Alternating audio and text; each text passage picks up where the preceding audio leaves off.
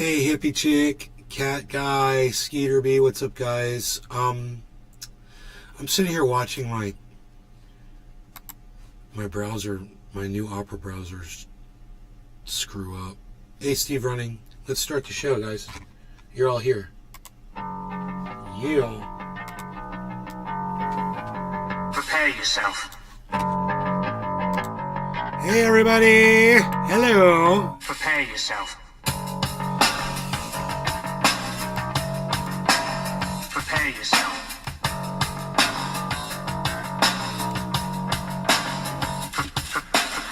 Line and taker, cashing your chips, you sniveling, whining, self-loathing hypocrite. Blame it on Rio or the woman in red. Don't fool yourself, it's all in your head. You're the mascot of the next century. Look in the mirrors, count insecurity. I bleed for you, my eyes burn, my point is. Hey, Oracle, hippie chick, Nick, Tula. Good morning. So good to see all of you.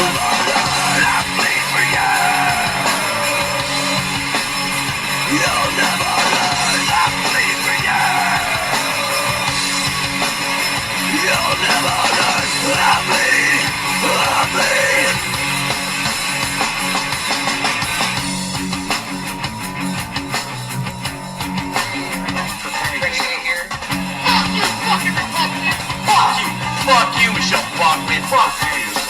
Lying and dying is human to read. Bulletin from your mouth. Fuck you, fucking Levi's jeans. Fuck you, confidence. Fuck you. Straight up your loathsome little dick. Line and taker, cashing your chips. You sniveling, whining, self-loathing hypocrite. Blame it on Rio or the woman in red. Detroit Dabber. Josh G. What's up, everybody?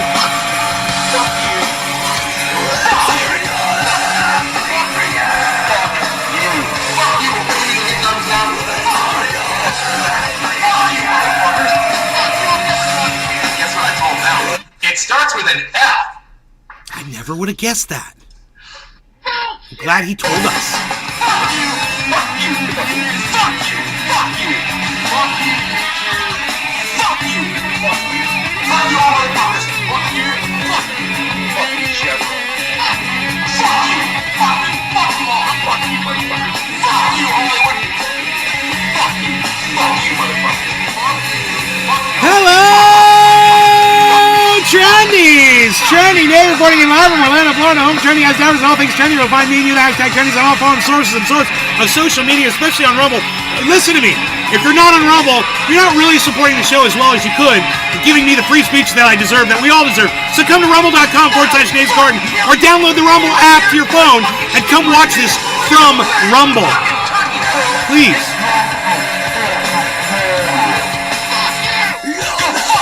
Yes, yes, yes, we are here, we are live, we are doing the show, we're doing it, the show, let's go like that, let's go like this, hello, good morning, we got, let's give everybody the props they deserve, Steve Running, Tula Tetro, Detroit Dabber, Zach Nord, hello Zach Nord, Dave Campione, hello David.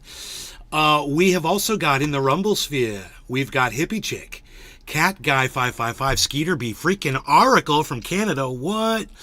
Nick the Stick, Josh G, Porta Johns 33, Tropical Thing is here on time, what? Tropical Thing, you're here on time, I don't believe it, what is going on with the world, it's getting crazy. Alright, so hello everybody, and I hope you're doing fantastic. Yeah, I'm just here basically to tell you that it's nice to see a narrative that we've been pushing get picked up by the rest of the world and run with like a gauntlet.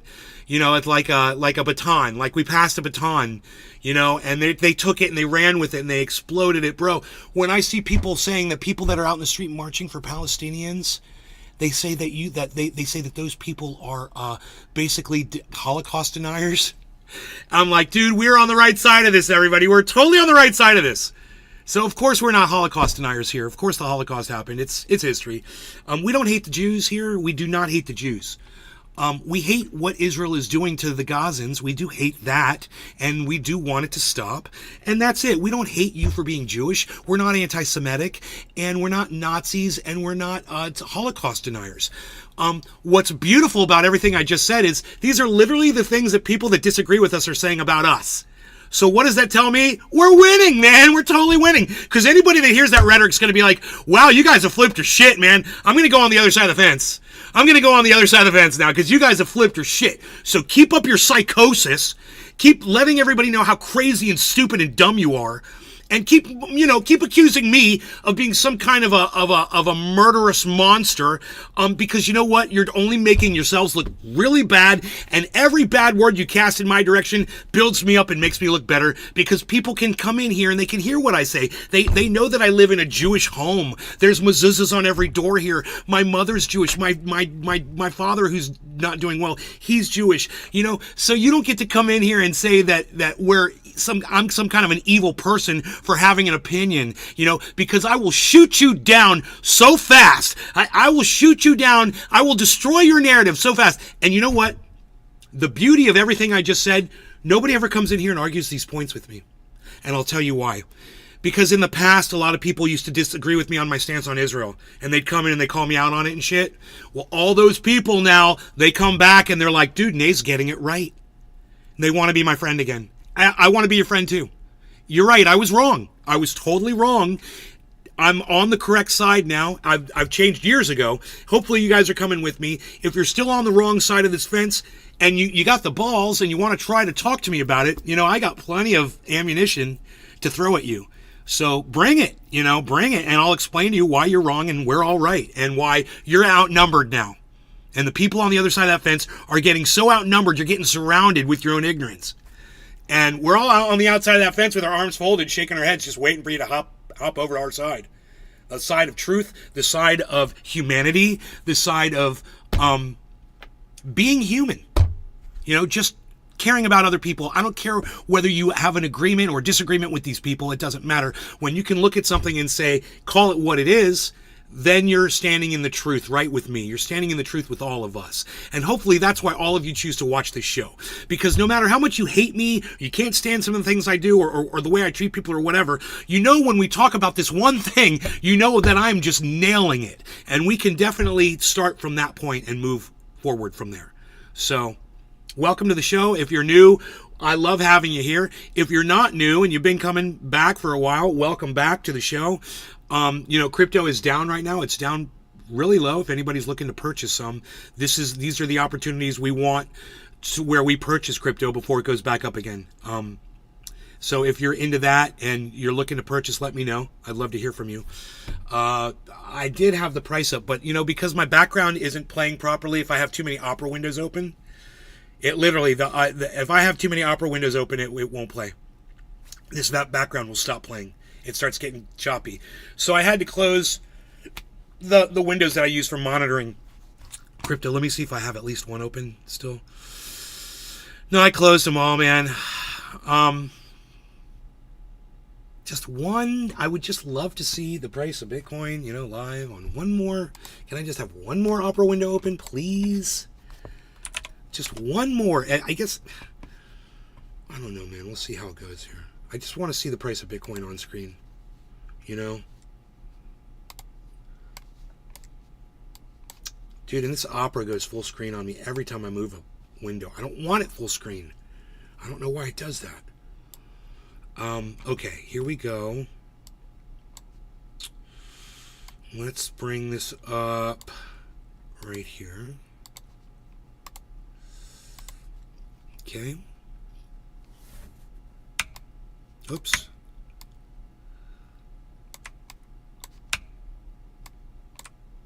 I like to be able to do this so we can see. Oh, I see what I'm doing wrong.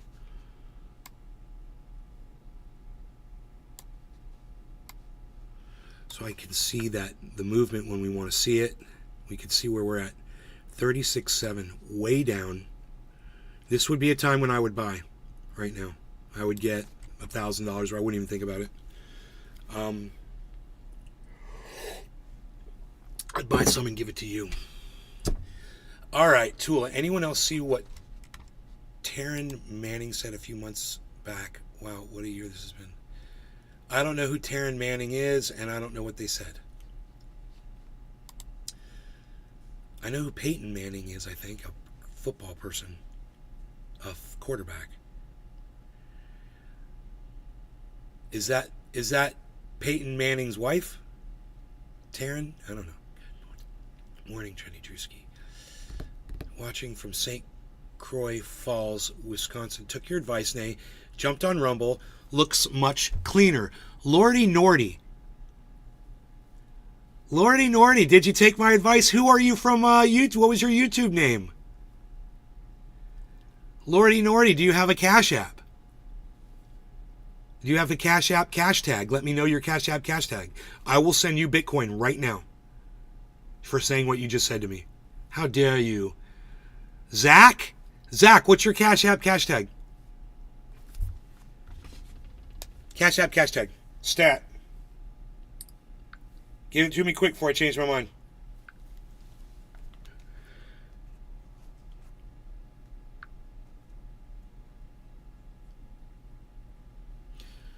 Zach, what is your Cash App cash tag? Lordy to Nordy.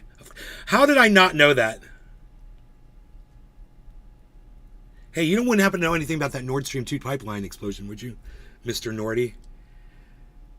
Dude, look at your hair, bro. Look at you. Look at your hair, bro. Look at your hair. You got some hair, bro? Not only do you have hair, you've got $5 fresh worth of Bitcoin in your account as of right 5, 4, 3, 2, meow. Boflow. There you go, bro. There you go. Sent. Done deal.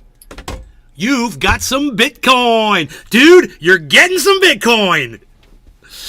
Yeah, and everybody that decides to stab a nice dagger into the back of Facebook or YouTube or Twitch and make the move over to Rumble, when you do, when you come around, let me know so you too can collect your $5 worth of Bitcoin and start getting into crypto. The easy way. I give you some, you start learning about it. 36,771. Where are we going? Where are we going today? Are we going up or down? What are we doing? There's a giant inverse head and shoulders pattern, so we're going up. Well, there's a giant... wait. There's a double top, which I don't know if that's a thing. I don't know if a double top's a thing, but I don't think that's good. It's also on a regular head and shoulders pattern. So there's a bunch of regular head and shoulders patterns too. So when that happens, we want to look at the movement. The movement is moving downward slowly, which is great. That downward movement usually results in a spike upwards. Usually. So I just deleted Facebook. It feels good. Oh, I wish I could delete Facebook, man. I would love to delete all of my Facebook. I would love to. I really would. I just got so much work, so much history, so many of my videos then. When are we buying? Wahoo! This would be a great time right now. If you wanted to purchase crypto, if you wanted to get Bitcoin, I would say get it right now because it's down. Bitcoin is way down. My average buy-in on Bitcoin is 37,250. It's at 36,772 right now. So way under my purchase point. You'd be getting in way smarter than when I did.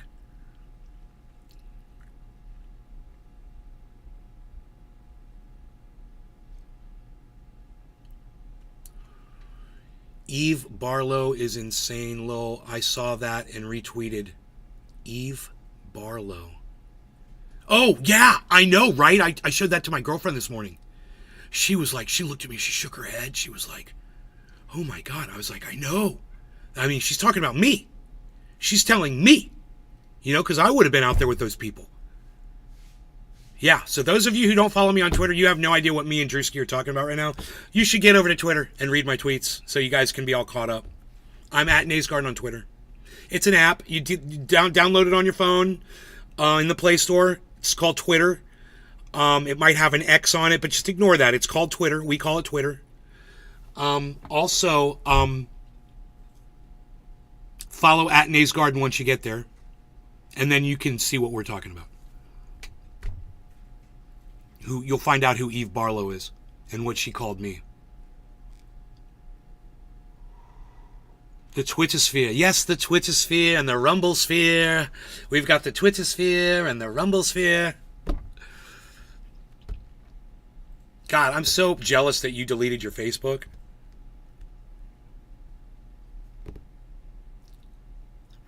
The profile got compromised, but we'll have a private Facebook instead of public figure, not sure when. Okay, right on.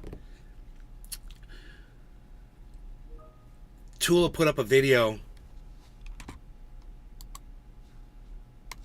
So I had to pull over because I'm just like, I don't want to like cause crashes because I'm just so rooted right now. So I don't think I want to listen to this. I don't know what that is, but I don't want to listen to it. I'm sorry, Tula. You know I love you, but at the same time, that is not appropriate for this show. It's not appropriate for me. I don't know what she was going to say, but after reading the title, I'm like, why are we talking about that? Who is that?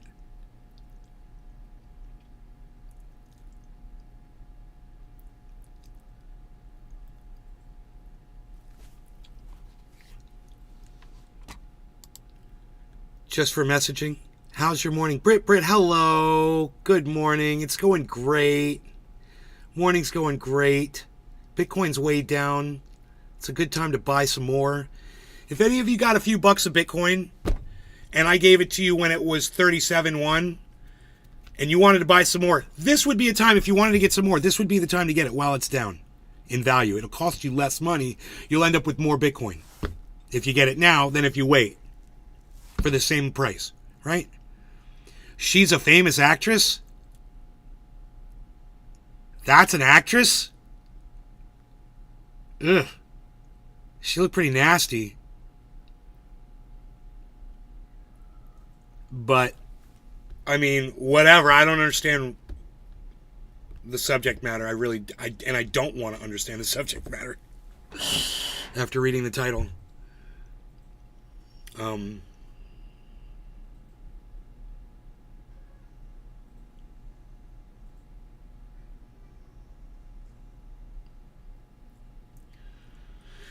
Yeah, as far as Mondays go, man, we're rocking out a Monday here. Let's do a dab.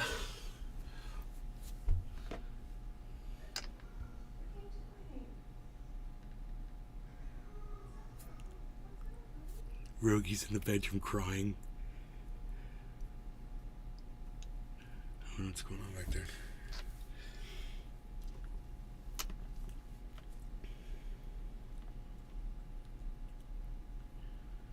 She's so co-star with Britney Spears and other famous actresses. Oh, Britney's a psycho too. I mean, they're all psychos. I guess it's that genre, that age, from that age, you know. What do they call those? Millennials? Is she a millennial? Is Britney Spears a millennial? I don't know.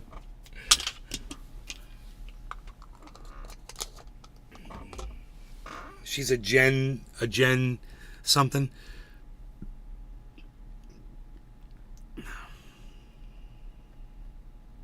Totally not interested in hearing what she has to say. Totally not interested. Totally not interested. Now, if I remember correctly, do I have to... Did I recharge this or not?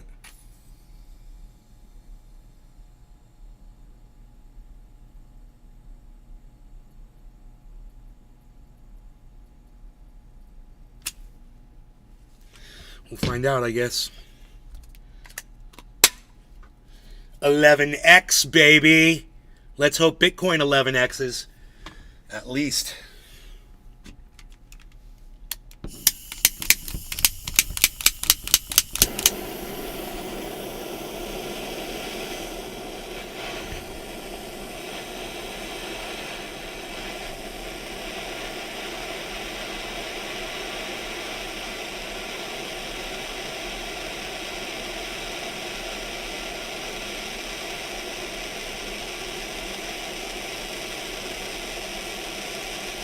Yeah, crazy people. I mean, you know, people go crazy.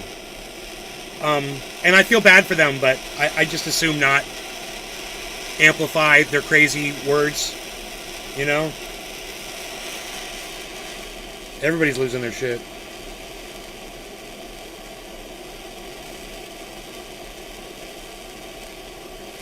I mean, what that woman said on my Twitter feed, holy shit, man. I'm like, really? You guys are going to love that. I mean, if you're not on my Twitter yet to read what that woman said, and you know what? I wouldn't be surprised if you go to my Twitter and you don't even see it, because Elon sucks my dick so hard that when I post things, they're not even visible to my audience. They're completely shadow banned. So I know this because when I went to my feed as an anonymous person, I could only see 5 of my tweets out of like 1,000. Everything else was hidden. The Zionist lady? Yes, the Zionist lady.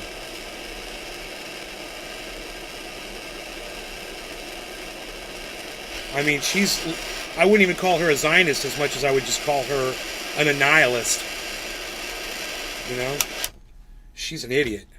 An annihilist. Not a nihilist, but an annihilist. She wants to annihilate everybody. I'll sit in my backyard, but I want the Master Nay to show me how it's done. It's just a stick frame, man, with some plastic. Get some nice, thick, good plastic. The plastic is the most important thing, and you're going to want to replace it every couple of years before the sun dries it out. 23 minutes in, we're going to smoke. Or you can get a pre-made, you can get one that's already built. You can get plexi windows. They have ones that come with glass too. There's all different kinds. It just depends on how much you want to spend.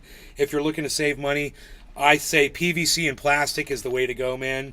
PVC and stick frame works really good. And just make sure you anchor everything down for wind if you're in a windy area. My Bell's palsy is acting up today, guys, so you're going to hear some of that in my lips as I speak. Sometimes I have like a flare up. All right, no law regarding cannabis, everybody. Cheers to all of you. Tula and Dave Campione and Porta Johns and Cat Guy and Britt. Cheers.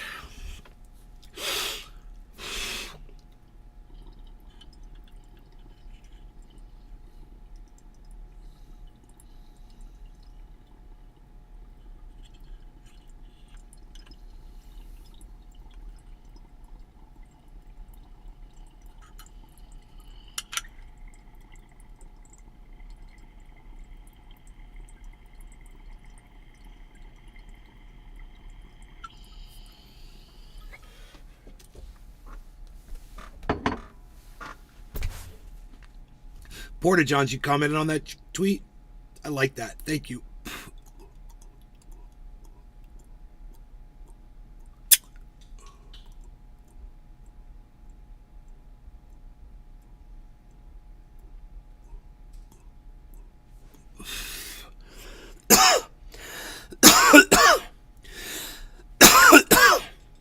Yeah!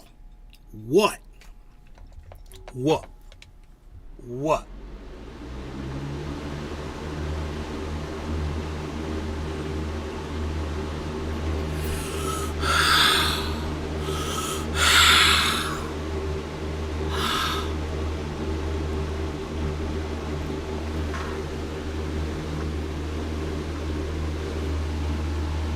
Chia.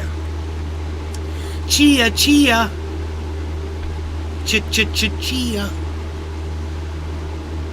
Nick's got sketchy service. Dab sweats, humid out. Yes.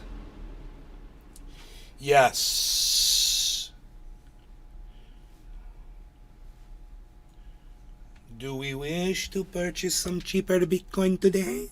No, I think it's going to drop. I'm not going to buy it. I'm looking at it. I'm looking at this giant head and shoulders pattern. Oh, man. After another giant head and shoulders pattern. Dude, it's like, oh my goodness gracious, man. I mean, yeah, each head and shoulders pattern is followed by an inverse head and shoulders pattern. But it's fighting, and it's working its way down. Can I assume that they're negating each other? And that downward movement is a bullish marker. Slow downward movement straight up leads to a spike up. Slow upwards movement leads to a spike down. It's almost that simple.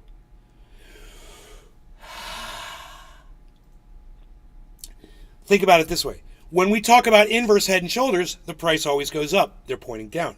When we're talking about regular head and shoulders, the price goes down. They point up. Right? It's opposite effect. Watch it over the 24 hours. That'll give you a really good idea of where it's headed. What do I think it's going to do? I think at some point it's going to spike upwards. Do I think that this would be a good time to buy? Yes, I really, really do. I want to know if anybody in my audience is going to purchase Bitcoin today at this lowered rate. Even if you're going to get like $5 worth. You going to throw good money after bad? Who's going to throw good money after bad with me? So we just put money in and we watch the value drop. That makes it bad money. Who's going to put good money in after bad now? Let me know in the chat. You got a couple buck? You just bought $2 worth? Dave Campione, did you just buy $2 worth of Bitcoin at 36,749? They'll probably hit me at 36.9 if I try to buy it right now. Fuckers. I hate them so much.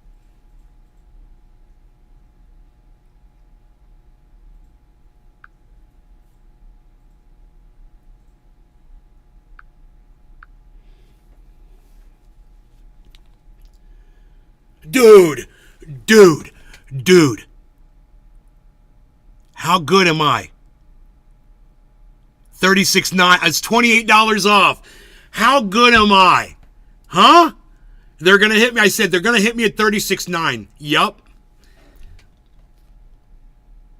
Dude, do you think I want to buy crypto at 36.9 when I'm looking at it at 36.7? These guys are such assholes, man. They're so greedy. This was not like this a month ago. This all just started. You all need to keep your eyes open. When I told you to buy crypto, if you had the money, you should have bought it when I told you to buy it, man. We are totally getting screwed now. And nobody's talking about the upped rates. I'm the only one talking about it. No one wants to discuss it. I haven't heard a peep out of anybody to warn you guys that this is what's going on with the markets right now. Buyer beware, man. I told you to get it when I told you to get it. When it was at 17,000, I was begging you guys to buy $17,000 Bitcoin. I'm like, I'm going to buy a whole Bitcoin. I'm going to spend $17,000. If ever you were going to buy $100 of it, that would have been the time to do it. I have every reason right now to be a little aggravated. As I ask my audience if anybody's, getting into this or whatever, and it's all just silence.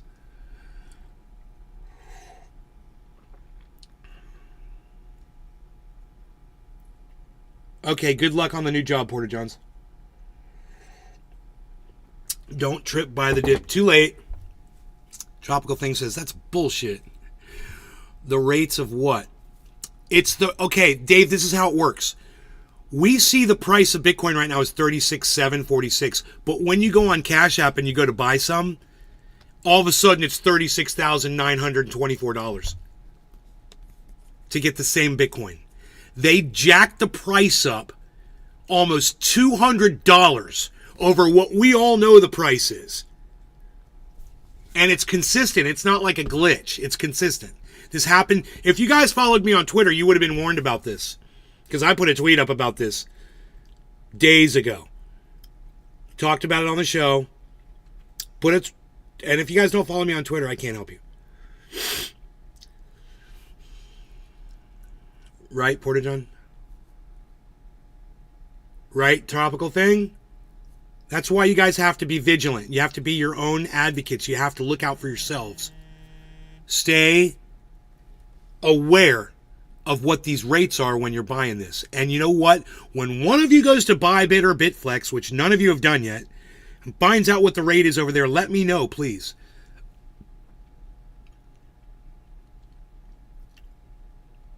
You were charged 22 cents when you bought $10 worth?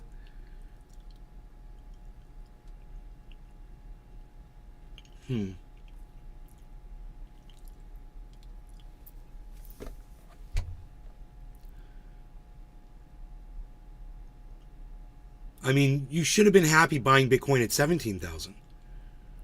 And if Bitcoin goes up to 100,000, you should be happy buying Bitcoin at 36.7. Right?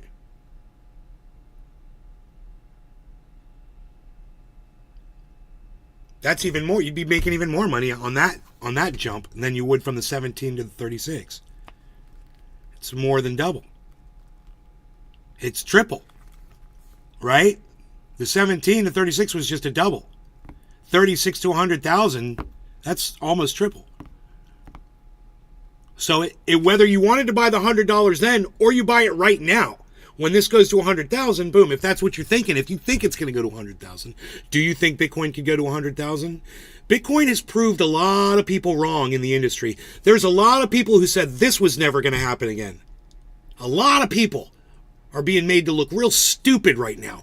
In fact, people should be mining up all of their statements from a year ago, 2 years ago. Oh, the market's crashed. Bitcoin's good for nothing. It's not worth anything. You need to buy gold if you want to make money. I'm putting all my money in gold. Oh, yeah, don't buy Bitcoin. It's not going to do anything. Meanwhile, all of our money's doubled. How'd that gold do for you? Our money's literally doubled since then.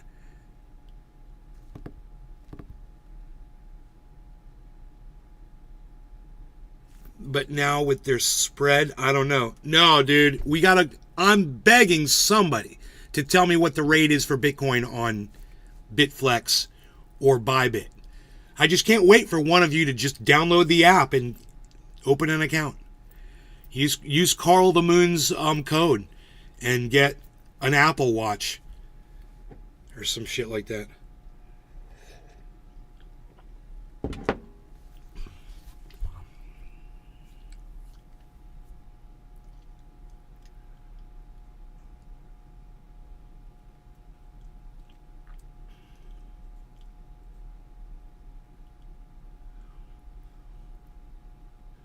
Here goes Bitcoin, 36.8.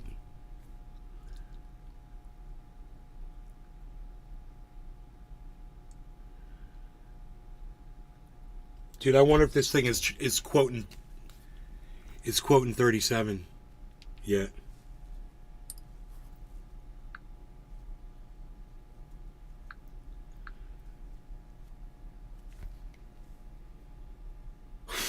Dude. You guys.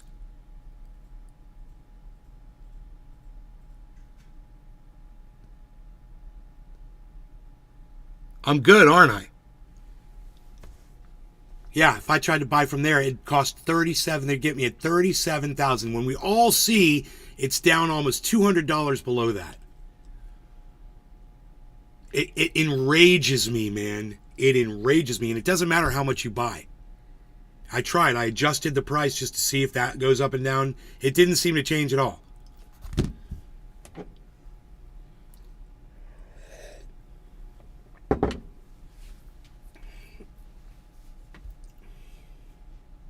That's where they jack you. And you would forget to look at that if you hadn't been watching the show, learning about purchasing crypto.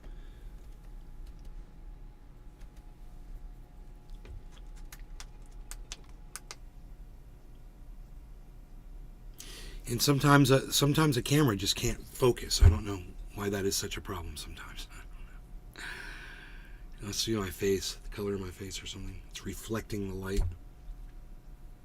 Did I tell you Bitcoin was going to go up because it's been slowly going down?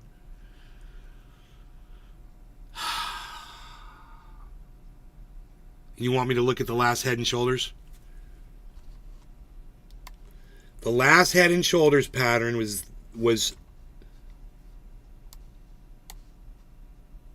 this one right here. Here's the head, right? You go all the way up to here. That's the shoulder. Well, that's the where it started, right? It's not the shoulder, but. So this is at 37. This is at. Oh my Jesus Christ. It's $600 from here, guys. It's going to go up $600. So 37,400, guys. That's my prediction. I was $100 off yesterday. My prediction is that we're going up to $37,400. And it's going to it's happening right now. I mean, this is bullshit.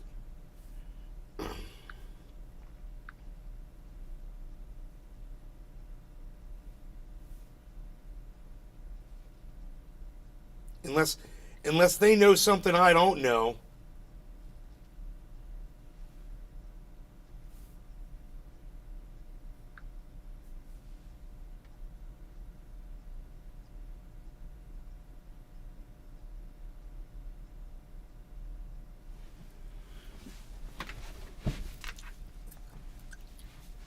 Now, if you went to my Twitter, were you able to see the posts that we're talking about on Twitter? Those of you who went to my Twitter when I told you to go to my Twitter, I was like, go check out my Twitter, go read my Twitter, go see what this lady said, blah, blah, blah. When you went there, were you able to see that post on my Twitter? Cash App CEO. Bro, after these rates, yeah, I could believe someone shot the Cash App CEO. Totally. I have no problem believing that. Lordy Nordy, it was their tropical thing, yes.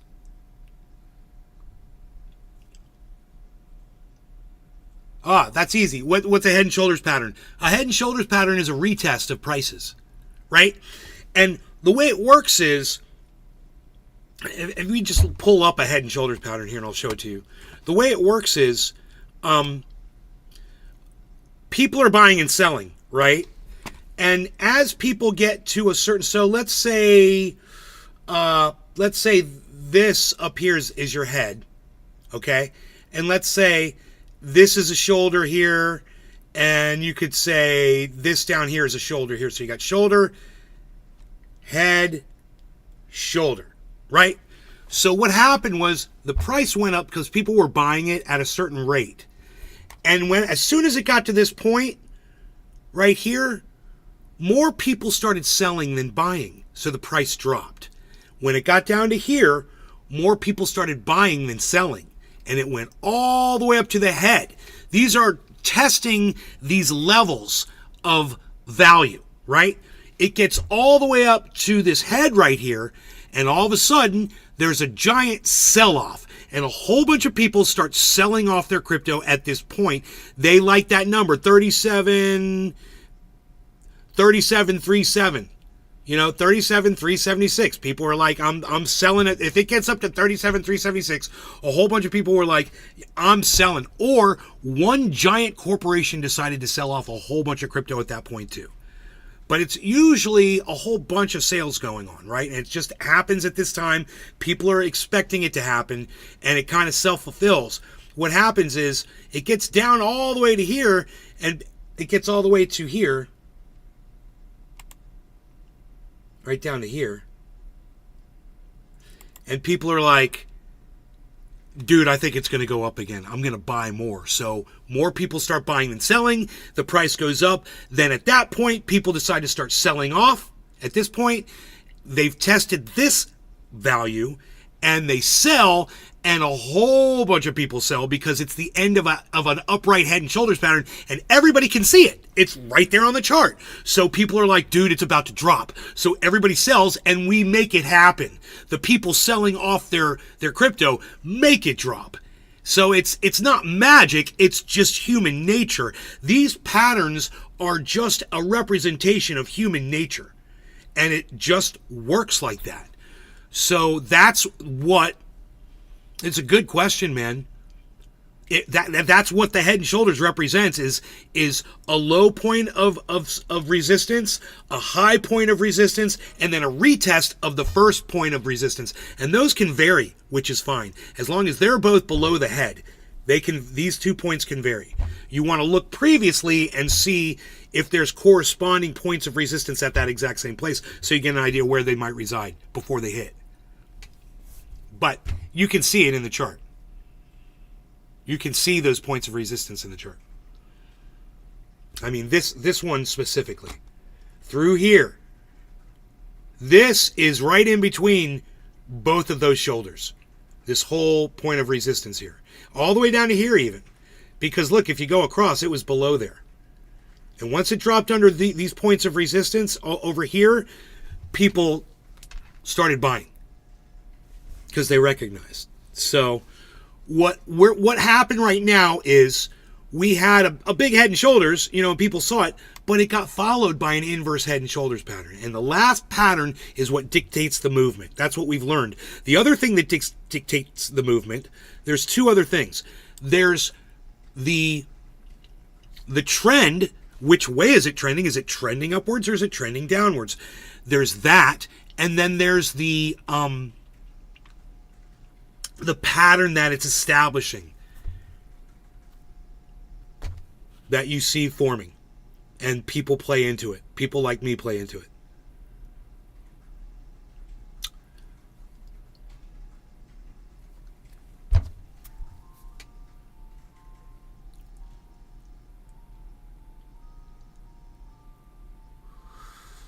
So if you're buying from someone like Cash App at this point and they're charging you $200 above the price of what Bitcoin really is at that moment, you've got to figure in, you got jacked, $20 or whatever, however much you bought, and add that to what you think the cost of your fee was, or whenever you enter it into software, it will calculate that for you because you're putting in the price that you paid, not the price that it was. It's the price that they charged you at, which is, these unscrupulous bastards.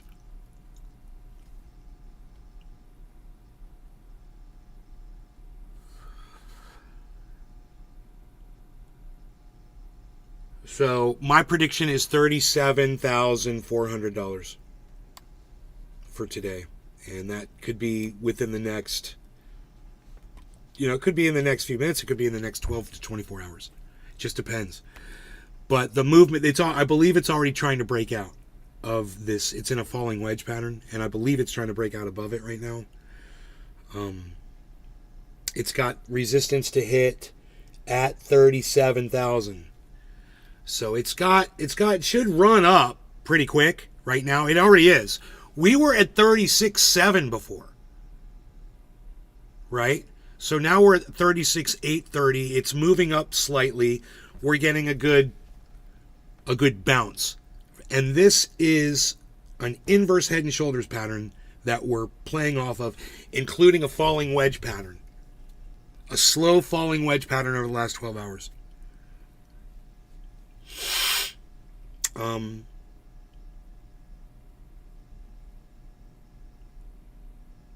Does this frighten you? Do any of you get scared of Bitcoin? When you see me in here predicting where it's going to go, and you don't understand why it's doing it, and you're scared because you don't know, you just can't figure out how the fuck I can do this. Are any of you guys scared to get into this market? Like, let me hear from people who are sitting on a bunch of money sitting in the bank. Whether you got $100 or thousands of dollars sitting in the bank, you got some money sitting in the bank, and you could put it in crypto because you're not going to use it. It's just sitting. It's money you don't need. You're getting paid other ways, whatever. You got some money sitting somewhere, but you're just going to decide to not do this because you're scared that you're going to lose all your money. Let me hear from you guys. You're like, dude, I've been watching you do this for 2 years. I've watched you get ripped off. I've watched you lose money. I've watched you make money. At the same time, it's not for me. I'm sure there's got to be some of you out there who have some money sitting around that don't want to do this. Let me hear from you. I'm just kind of curious to get that perspective.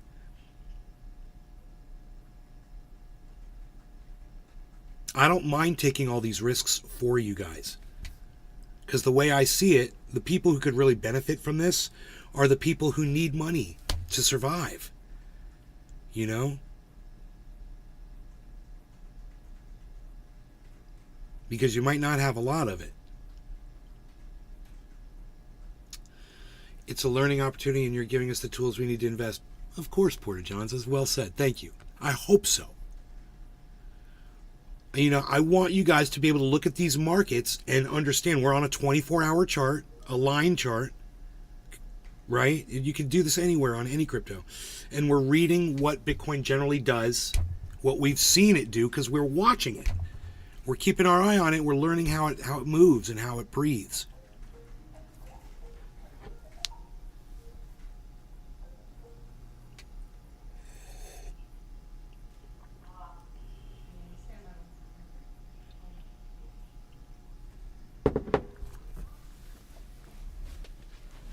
Some special, super special. Oh, you going somewhere else? Okay. Cool. I could tell something was going down, but it's all taken care of.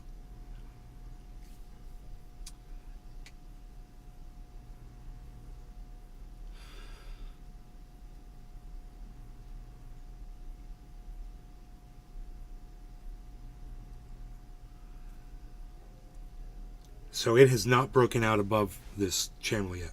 It's staying within the... Actually, it's backing back down inside the channel.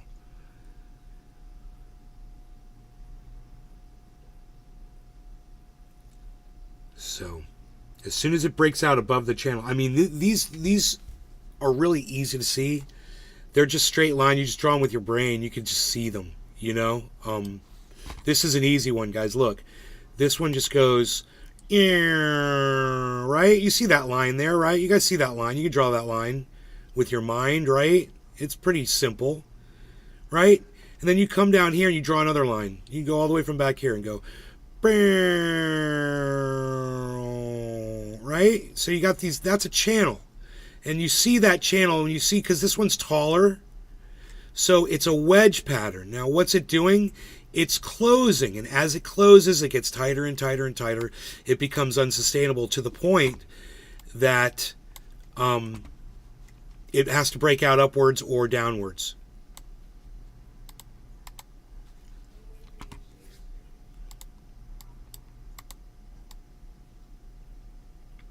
Right? It's an unsustainable pattern. They can't do that forever. So it's either going to break out upwards or downwards. What's it doing right now? Well, at 876, you want to break out above this channel. When it hits 900, it's above the channel. And that's a breakout. Once it breaks out, it moves up. Here we go. You guys want to see it happen? See it breaking the line? You should all be able to see a line right here with your mind. You should be able to see just a line. And it's just right, the line is right about where that dot is. It's just about lined up perfectly. And we are just about to break above that line. It is so close. So this is, and you'll see, it's hesitating here because that is the point of resistance. When it hits 880, it's like selling off. Too many people are selling. Too many people are selling. Too many people are selling. When more people start buying at 880, we're going to break through. Then that are selling off. That's all that is, man. 887. Look at this. 888. 890. It's just got to go up $10 more, man. And that will be a clear breakout.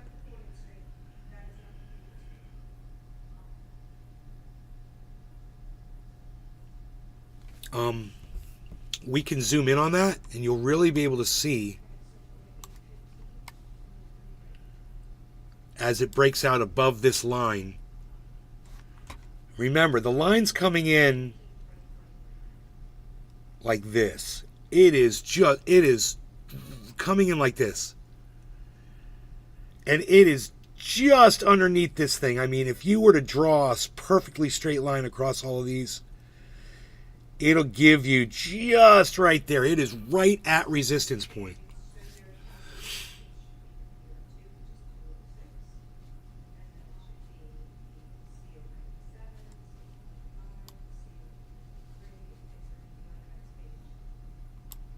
As soon as that hits 36.9, man, we're going to take a look and see what it looks like. We just formed a double bottom. It was a quick, ugly double bottom, but it's a double bottom. We're looking really good. So you guys want to see the double bottom? It's pretty obvious. It looks like a W. Boom, boom. Double bottom. Results in a move upwards usually. Also a perfect, not perfect, but a really good inverse head and shoulders pattern. And we just got to move up $10. So this is the resistance point. You'll see it vary just by a couple dollars. As it breaks through, it'll move. It's probably 891.78 is probably the point of resistance. There it goes. It's through. There it goes. It's probably just going to go right up now. Look, 891.78 again. Look, 97.30. 95. It moved through. It just got through that one spot.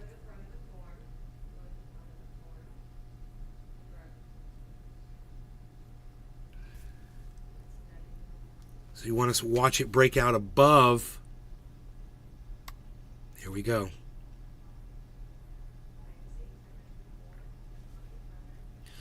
Watch it break out above our line here.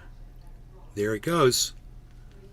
And you can see it going, and now it's freely moving, guys. You can see it's just freely moving because it's broken through. And that's what happens. That's how resistance works. And that's how the movement works. You'll see that. It's like a dance. Now, did I buy? Did I make a purchase? Because I saw it was down and I knew it was going to go up. And I told you guys it's going to go up to 37,000. As I said, it's going to go up to 37,400. So, but I told you I was going to get jacked at 37. So I would have had to make a decision that, hey, do I want to make $50 overall, because that's all I'll make probably.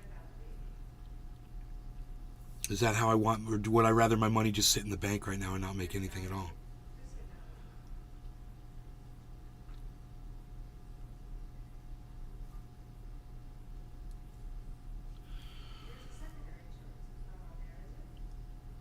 There's even an app people could use. It's a simulator that uses real-time data. They give you $10,000 space cash. No risk. It's called Crypto Sim. Oh, that would suck if you hit it big on that, and then you just be like, oh my god, dude, what did I do with this fake? I shouldn't. It's like people that grow cannabis on a game on Facebook. And you're like, really, dude? You spend time growing cannabis in a fake farm on Facebook? So you can feel like you're growing cannabis? Really? You spend time doing that? Watering? Really? God, dude. Oh my god.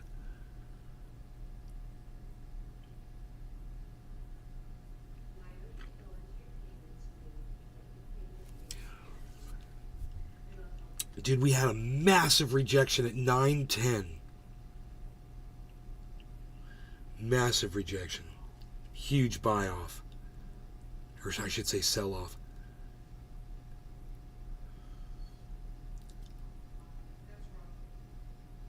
Is the volume coming up? Yeah, the volume's coming up. You're right, bro.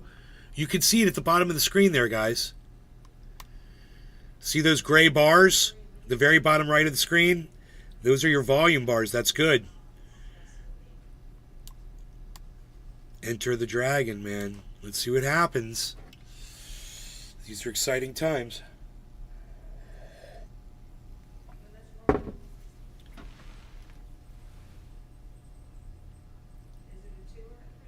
when Bitcoin ran up past 60,000 and we were buying it, I learned a lesson, John Doe. Yeah. I'll be buying $68,000 Bitcoin, I bet. Because people be saying, yeah, it's going to 1 million. I'll be like, I'm buying more. I'm totally buying more.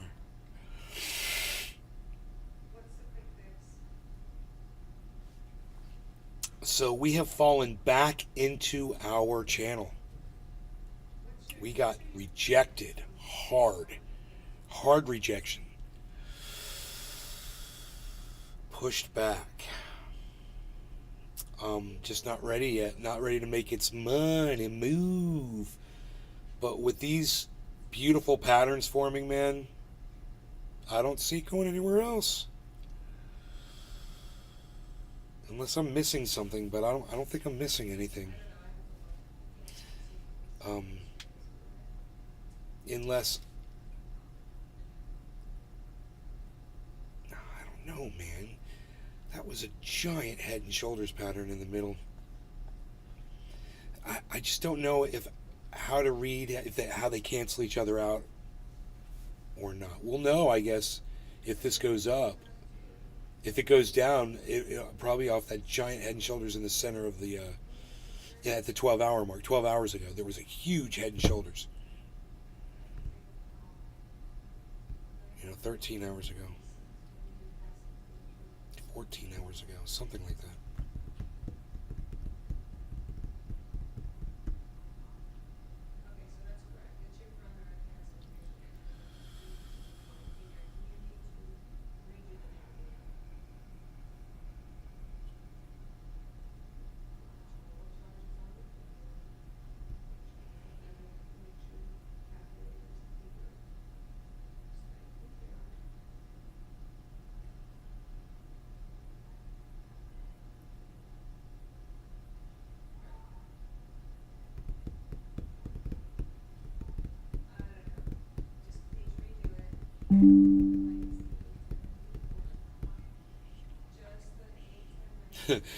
Brian Stelter reacts to Trump's rhetoric on Veterans Day. Like, does anybody care about his shit talking?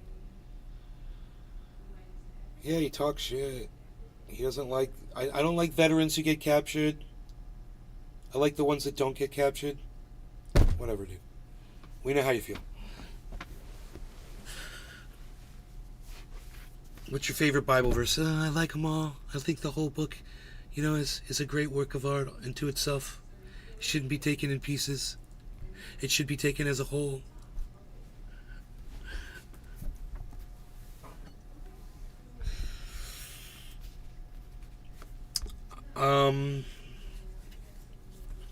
Who thinks Bitcoin's going to hit 37,000 right now?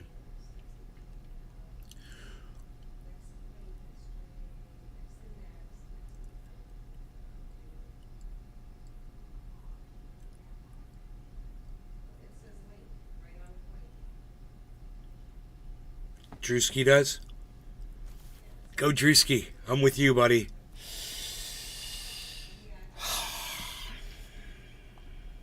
Hodl gang. Hodl gang.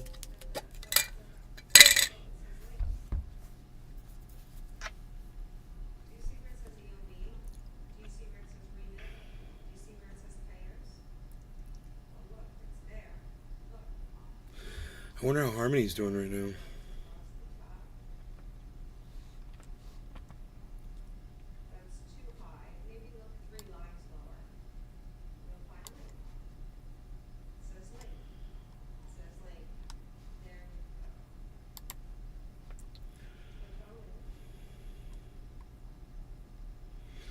Harmony is at 154. Okay. Matic is at 89 cents. Ethereum's at $2,109. Cardano's at 37 cents. Pepe is up 8%. Or no, I don't know where Pepe is. I'm sorry, I don't know where Pepe is.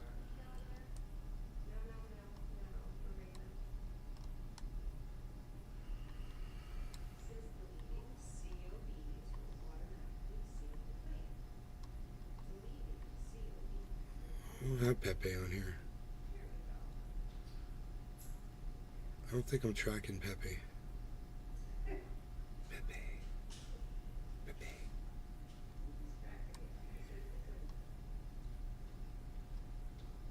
That's interesting that I never added it. Maybe I couldn't add it before or something. I don't know. But I think Pepe's actually doing good.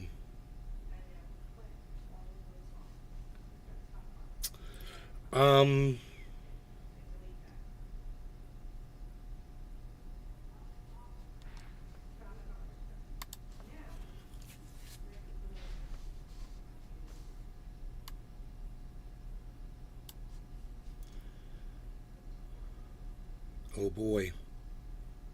We're trying to make another run at the top of the channel again.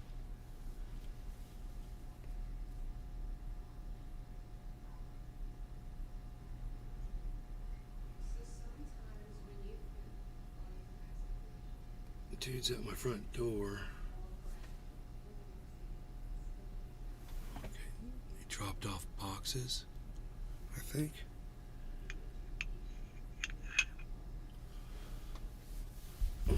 I'll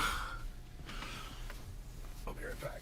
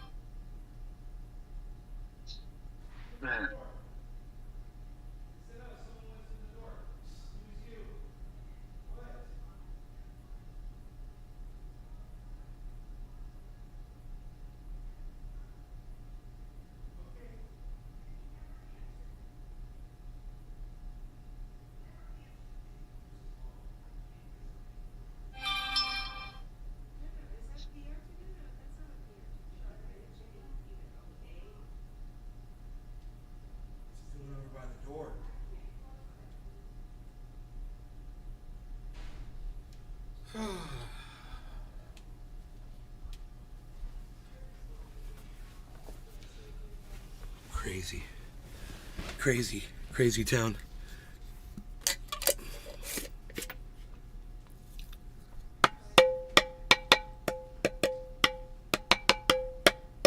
Top of the morning to you. Hey, bro, what's up? That's awesome. I've seen how long it was going to take you to notice me, It's so I fine. said something. I was like this. How long have you been here for? Like 2 minutes, maybe. Oh, so I wasn't here when you got here? No, it was an empty chair. That's funny. You walked in right. I mean, I just got up to check the door. That's so funny.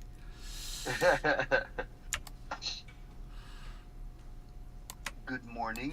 Good morning, morning. everybody. I see Bitcoin's just dancing around 37 for freaking 3 days now. 2 days now. Dude, we're breaking up out of a channel right now. I was just telling everybody about it, and Yeah. that now you guys can see it's breaking out above the channel. So that's exciting, right? You guys can all see it now. You can see this is the prediction I just made. I told them it's going up to 37.4. I asked them, I was like, do you think I bought any? I'm asking, no one will answer me. I'm like, do you guys think I bought any? You know, if I bought it, it would be at Oh, 37. fuck yeah. They charged me at 37,000, bro. Do you think I What? bought? Yeah. So do you think I would have bought any at 37? I mean, you know, because look, it's at 36.9. It's man. under. It's still under the value of where I bought it. You know, where I would have bought it. Well, I think you bought What? that 1,000 worth. Oh, you think I bought $1,000 worth, Drewski? Anybody else? Drewski Hold on, says let me go to the Rumble. Drewski bought $10. When I said it, he bought $10 worth. Uh-huh. It's at 940. I'd still be, bro, if I had bought it, it's still underwater. Still 30, it's not even 37. So why aren't you buying like when it's under 37? Or They're are charging me, I'm trying to, but they're charging me $200 over the current value Oh wow. on that And specific. now let me ask you, like if they're using Ether, right? If they're using ETH to fucking for gas transfers or whatever, how, can't you use your own ETH, right? You're using your own ETH, right? But you just gotta wait for the price to go down for you to be able to make the. Yeah, don't use ETH, dude. ETH is super expensive. Just don't use Ethereum. I wouldn't even use that fucking. Okay. Yeah, it's a scam. Polygon Matic, way better, bro. Way cheaper. Yeah. Harmony, super cheap. Yeah, you have to look at that. And there's some Ethereum transactions that are cheap, but so make sure you always just look and read before you hit send. Read all the fine print. Read what they're charging you. Because it'll say, bro, say you want to send me $50 of Ethereum, they'll charge you $100 of Ethereum to send me $50 of Ethereum. So you got to watch that shit. They will literally pull shit like that. Wow. Yes. So just Yeah, I remember on MetaMask. Remember when we did the world's the Ethereum. first, Yes. Yes. Transaction. Yes, that was world's great. first- Yep. Damn right. We did that shit. That's dog. right, We son. did that shit. Hey, bro. We did that shit live. Yeah, we broke barriers that day, man. So, Drewski says, I think it's going to 38. Well, I tell you right now, it's going to 36.4. I mean, 37.4. But it's broken out of the channel. I told everybody it's going to, once it breaks out of the channel, it goes. But what I want to know is from anybody else is if you thought I purchased some or not, knowing that I'd still be underwater. And Drewski said, I think you bought $1,000 worth. Anybody else? Anybody else want to guess whether I did or under a didn't? band. You probably bought under a band's worth. 900 or something. Anybody want to guess what I did? Or do you think I was like, dude, I'm not going to purchase it because fucking it's not even at 37. They're charging me at 37. Why the fuck should I want to buy this? And it's going to be 37. It's not even going to be 37 until it hits 37. And I'm just completely... Oh, Hippie Chick says, yeah, I think you bought. Tropical's like, yeah, of course. 11 or 12,000. Cat Guy says 11 or 12,000. I'm going to say you haven't bought yet. Slightly regretted it.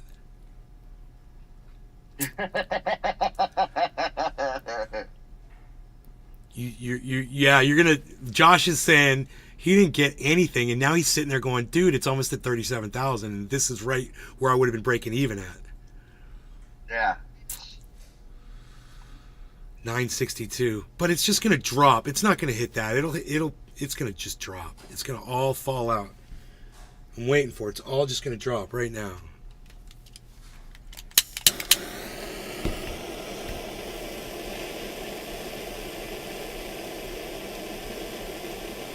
$966. What is that? What is 965, dude? We were at 36.7 this morning. And I'm like, I said to everybody, do you want me to look at it and tell you what I think it's going to do? I'm like, all right. I start looking at it. I'm like, oh my God, there's a giant regular head and shoulders pattern. I was like, but every head and shoulders pattern got negated by an inverse head and shoulders. 994, 37,000. Wow. Somebody just broke even on his $2,500 Bitcoin purchase.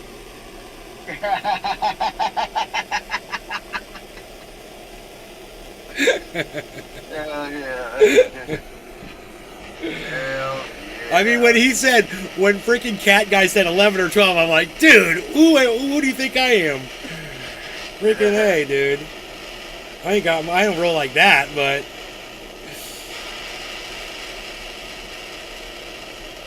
I'm just like, it could sit in the bank and do nothing for me, or it could just have made me some money, you know?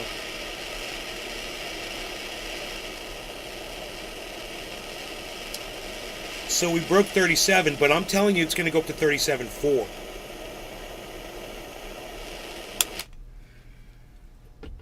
So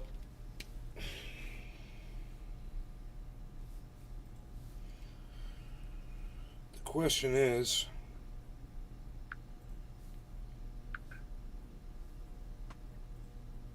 He said I made that little, you know, little 2500.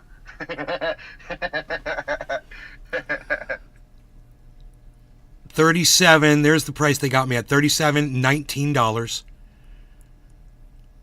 0.0666 Bitcoin. 2468. 666, son. Because that's how we do it up in the garden. All satanic and shit. We're getting all satanic up in here. All hail Satan.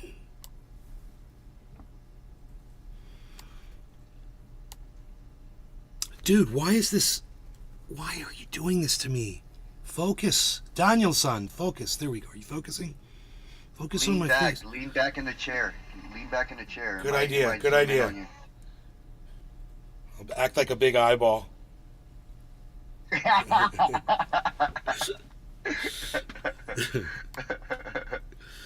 Dude, focus. Focus, man. Focus like back here, bro.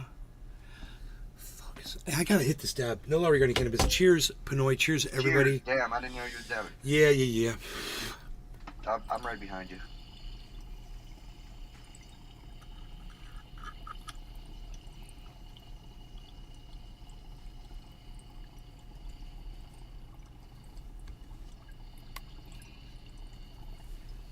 Oh yeah, brother.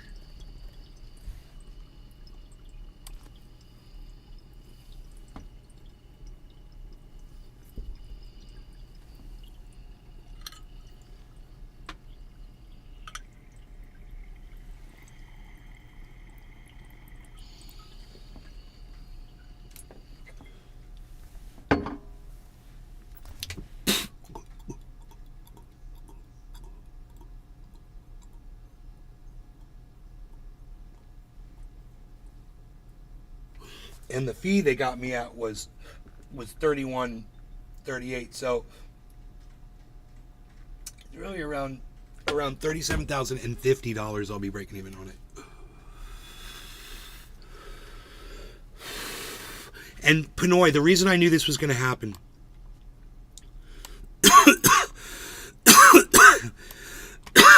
Can you look at the screen? Yes. Right here. If you follow my arrow right here, there's a line that's being made Right. from all of this resistance. It's like boom, boom, boom, boom, boom, boom, Right. boom. And I had my mouse way down here, and I said to everybody, as soon as we get up to right here, we're going to break out above. This is a channel. And I said, we're going to break out of this channel, and we're going to go up. There were a bunch of indicators. There were the other patterns I like to talk about, double bottoms, and head and shoulders, and all that shit was going on at the same time. So there were, and plus the movement of the market and all of that.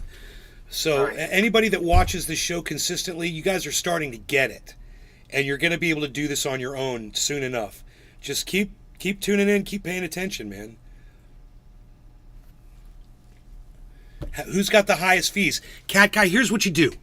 Go to each one of your, this is what I do. Go to each one of your exchanges, try to buy $100. Go all the way through the exchange until you get to the OK, and read all the information and see what they each do. Write it down and see what they charge you, and then cancel out the, dude, I cancel out purchases all the time just so I can see what they're going to charge me. I use it all the time. It's there for free. You could try to do a purchase all the way up to the OK. When I was buying crypto, I was buying it. Remember, I was buying it from Robinhood and a couple other sites. I found that when I bought stuff off of through the MetaMask, you know, they're like MetaMask has this way of being able to buy crypto through it, and then it goes to your wallet, whatever. MetaMask had the highest fees. It was like literally double what Robinhood and Cash App were, bro. Like literally. Yeah, But I wonder how much it is to buy Bitcoin on Robinhood. Yeah, shit, I got Robinhood too.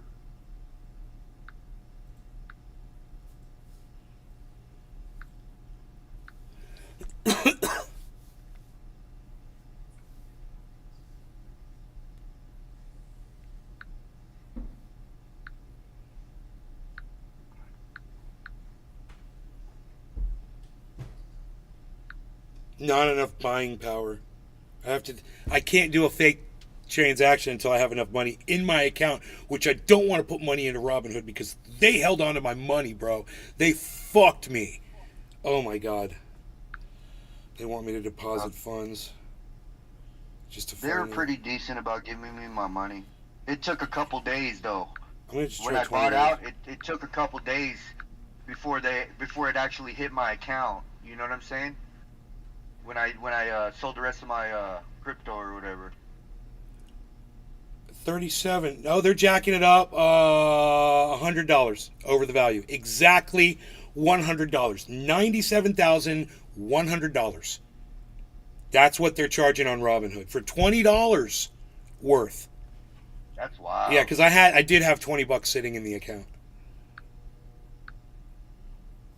Do I have any Bitcoin over there? I've got $17 of Bitcoin sitting on Robinhood. I've got $820 of Tesla sitting on Robinhood. And I got $220 of Shopify, hippie chick. Shopify. I got XRT, $375 worth of XRT. Now, did you invest into like some people invested in a Disney and Home Depot and shit like Stocks? that. Did you? Yeah. Yeah, you know who I invested in, bro? You know, I found out I got this article about us running out of water. You know, our water supply is running low. That's evidenced by there's already cities that have shut down. People have to desert them because there's no more water. Trucks are hauling water in.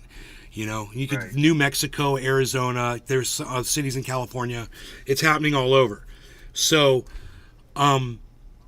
there's banks, giant banks, that are buying up all the land that has aquifers underneath them. So I invested in those banks, the water banks. Like all the biggest banks, dude, they're all in on it. They all know. Everyone knows. You know, everyone Right. that's into the financial markets, they all know what's going on with the water shortage.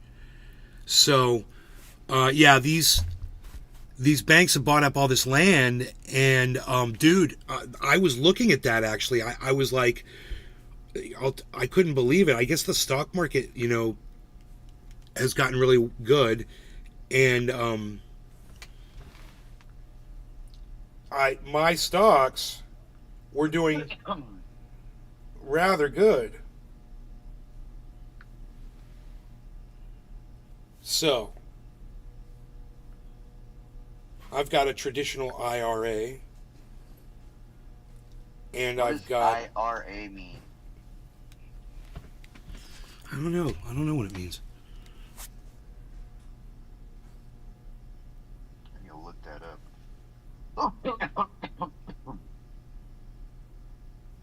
Investment something account. I don't know. So these are the stocks that I hold: BCS, BX, C, Coin, DB, GS, HSBC, JPM, NCV, PayPal, SDGR, and UBS. Those are all the biggest banks. And, you know, a little PayPal and a little bit of Coinbase, which I got screwed over on the Coinbase. And I'm Individual retirement account, IRA. individual retirement account? Yeah. Huh. Look, Hippie Chick said it too right there in the bottom.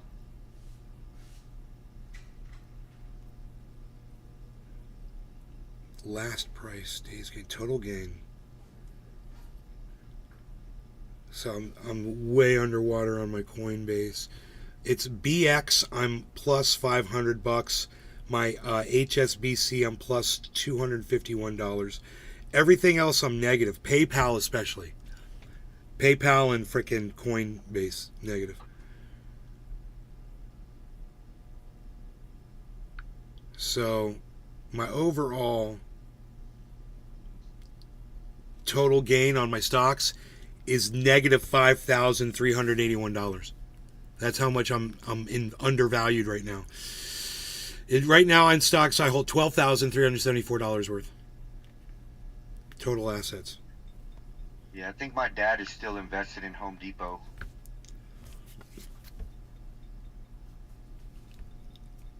So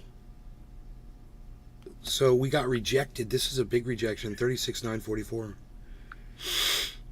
We've got to build to move up, people. Where's my volume at? There was this, 945. 945 is last year I was following this other crypto guy. I don't follow him no more because he was just saying a bunch of nonsense last time I seen him. But I was following this dude, and was it XRP? Everybody was waiting on the SEC. SEC. Yeah, the lawsuit. Yes. And all that stuff. And they won. Okay. They won it. Wow. So everybody that held on to their XRP when it was like. It bumped for a little bit, and then it kind of sunk a little bit. But I think, Right, okay. yeah, people were able to really cash in on that, I believe. I don't know how much it Nice. went up.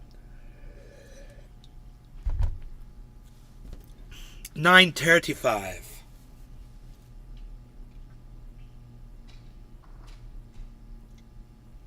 We've got some support coming up here. Hopefully, let's not fall through it.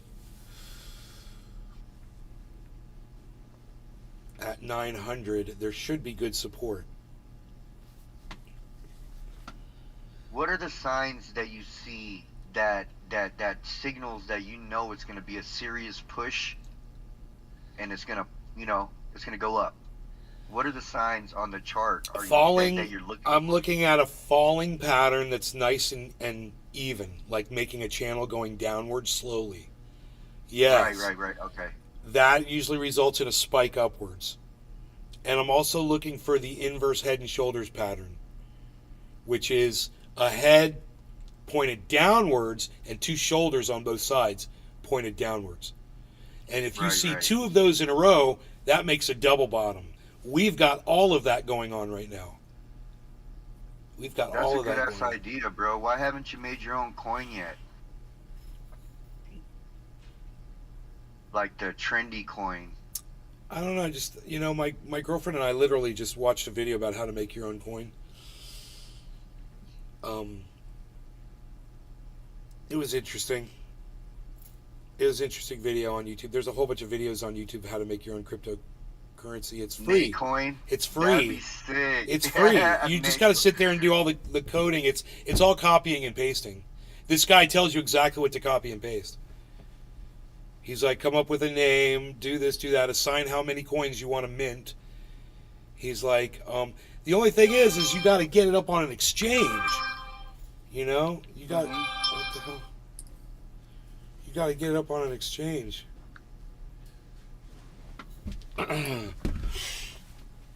You got to get it up on an exchange. Well, I'm sure it's a lot of work making your own coin, because my buddies that made their own coins, they have like all these different apps for people to fucking check up on it. There's like all kinds of shit. It's like a big project, literally.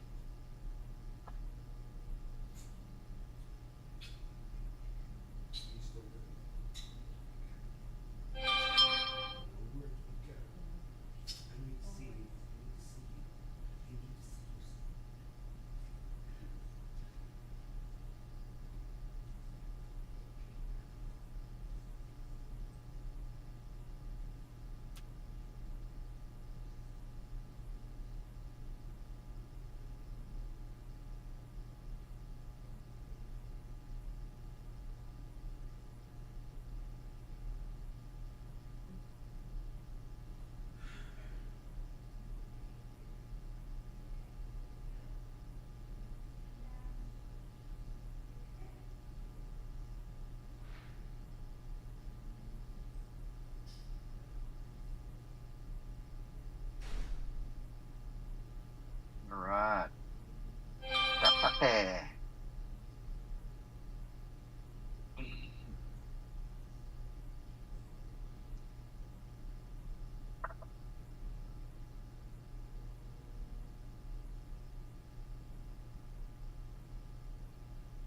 The hell? Wasn't enough juice.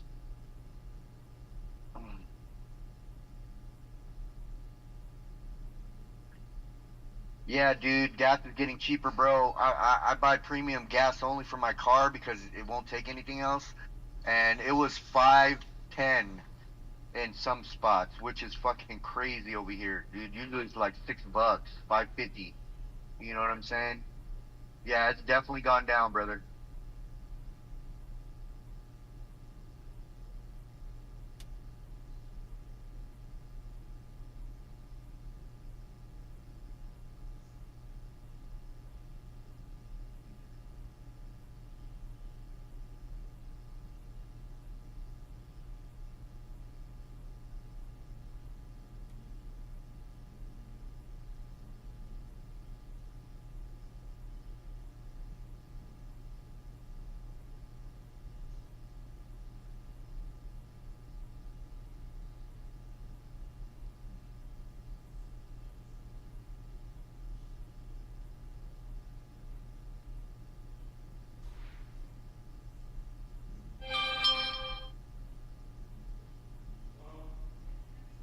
Who's coming?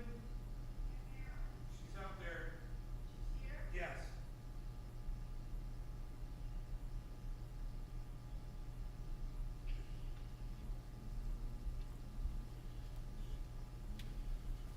Okay, man. All right. Well, all right. What's going on with the Bitcoin 36,920? Okay, it dropped. That's cool. We're cool. We're good. It's cool. It's cool.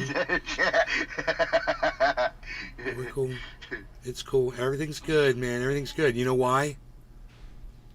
It's not a free fall. It's retaining its position right here. And I told you there's resistance, there's support at 900. So we're looking really good at 935, man. It could bounce around. By resistance, you mean it slows down around 900. Bro, and I'll show you why. You see it in the chart as you look right here. So 900 is 36. Okay, 36,950. Here's 36,9. There's 37. Right, this Cheers, whole guys. Cheers, everybody. this whole area right here, where my mouse is previous points of support. Right, you just put your mouse right there and you can see. So if it goes underneath, which it is doing right now, actually, we don't want it to go under 900. It's falling underneath it. So our next line of support is way down here at it's 900. 900, man. This is it. This is it. This is make it or break it right here, man. If we go under 900, we could drop big time. So that's what happened in the previous 24 hours.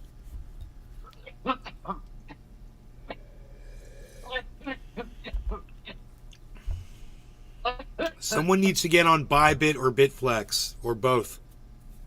We all need to do that. All of us should be on there. What is it?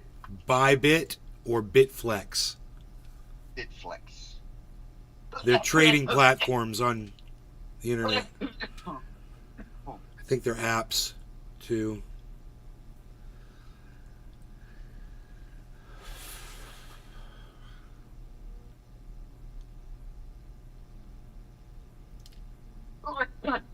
Oh, cheers, guys. Cheers.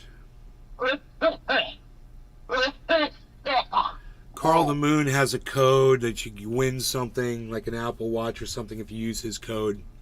If you go to Carl the Moon's YouTube channel, go to any one of his videos, it'll be at the bottom of his video in the description of his code for Bitflex or Bybit. You can use it for both. We're getting a great bounce here, guys.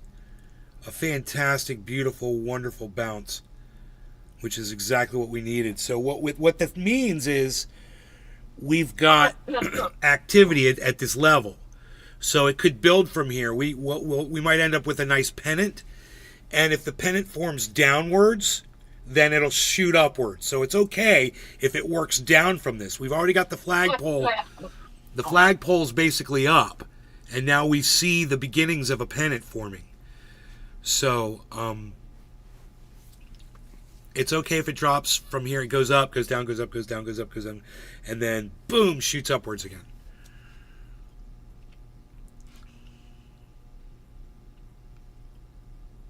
So it's basically just drawn. Just imagine it scribbling in a pennant, a flag, right? But a triangular shaped flag, right? And the one that goes downwards are the ones we like. If it's going upwards, if it's a pennant going upwards, that will result in a drop. It's like that with almost every pattern. If it's trending upwards, it drops. If it's trending downwards, it goes up when it breaks out. Generally, you have to look at all the other indicators while you're looking at that on the 24-hour charts, which is all I'm looking at. Everyone always told me, Nate, don't look at the 24-hour charts. It's the wrong chart. You're in the wrong thing. Don't be looking at that. You're in the 1 minute. You're in the 1 minute. You're in the 24-hour. Blah blah. I'm like, it's where I'm most comfortable. It's where I'm most comfortable. 1 minute and 24-hour. I like 1 minute candles. I understand them. I understand the wicks. Do you explain it, bro? This is why your people watching is gonna start getting bigger and bigger, because I've watched a bunch of different guys that talk about the signs and the little fucking squiggly lines, the candle tops or whatever, the candle wicks, whatever. You explain it in a way that most people can understand. A lot of dudes that make these videos are straight nerds. I mean, I'm no offense. They're straight nerds, and like they speak in a language that a lot of the population don't speak. You know, it's like very, very big words and all that stuff. You actually explain it to where I can understand you. You know, versus me trying to like look up what the hell you're talking about, you know, to understand what you're really saying. You're actually like explaining it to where, all right, I can pick my phone up and actually do a purchase and feel confident with it from the information that you've given me. Awesome. You know what I'm saying? Yeah. And people, bro, all you guys out there, you can see what I'm talking about. Go watch those other dudes that be explaining like the signs and all that shit, and it's just like we're not even speaking English. Big drop. Well, at least for me it is. Big drop. Big bear. Big bear. Big bear. Big bear. Big bear. We don't want a big bear. Oh my goodness. Whoa. Oh, big bear. Oh, big bear.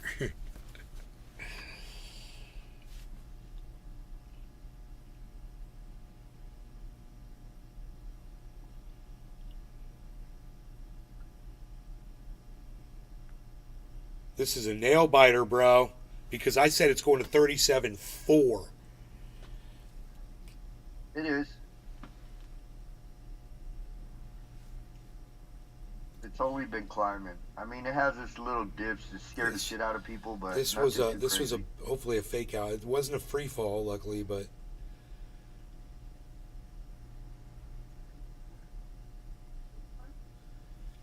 it's just like some previous movement.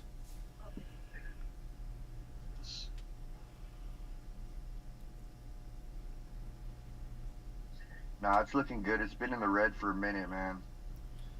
It can only go up from here. Where's my whales at? Let's get whaley. Get in here with your big wallets.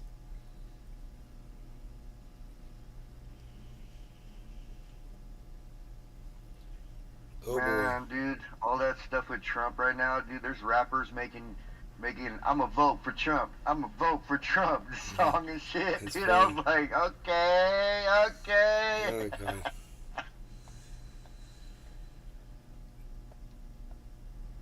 They've got when Trump went into the prison, he had those people in prison for the January 6th do a song. Yeah. Oh god. Capper, what's up?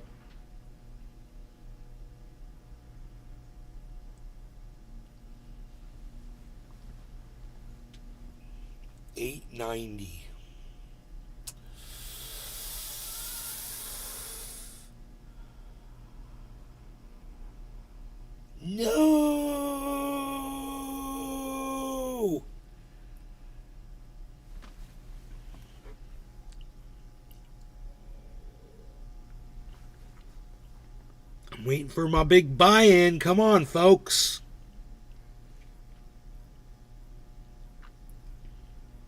Hopefully that volume is still pumping down there.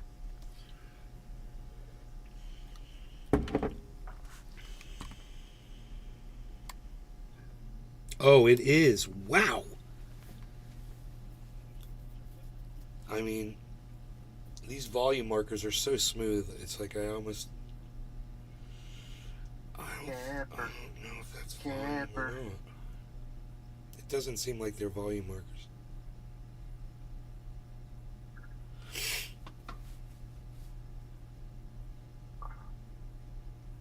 Tax people on crypto? Oh, anything you make a gain on, you got to pay tax on.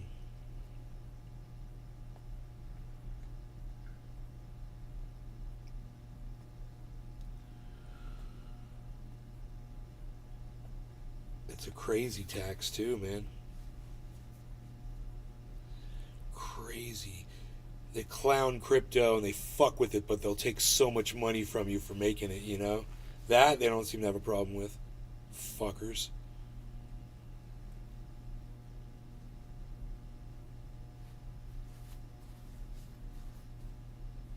That's the currency of drug dealers and terrorists. Only terrorists use crypto.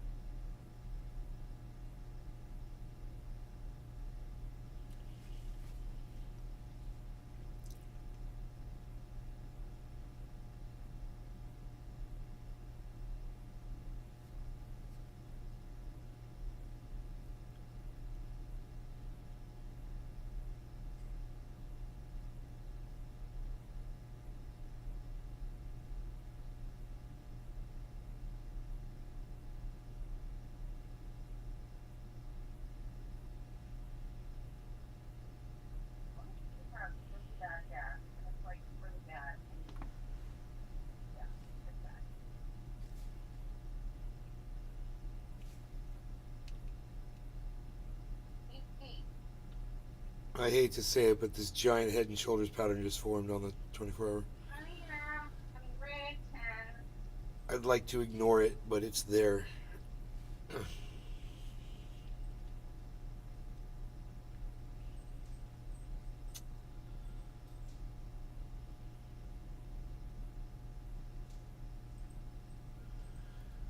Rogan.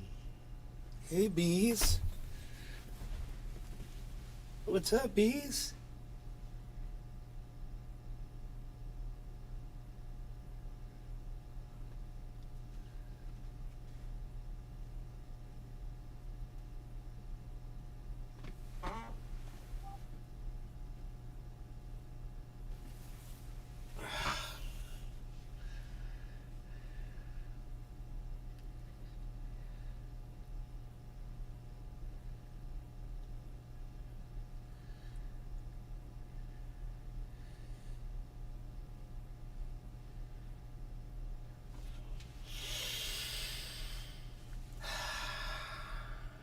You made me coffee, baby. What is it? Is it just gonna be milk and sugar? Alright. Can you just put honey in it instead of the sugar?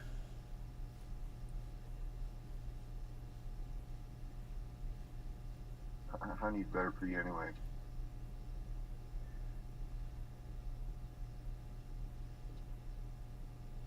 Teriyaki.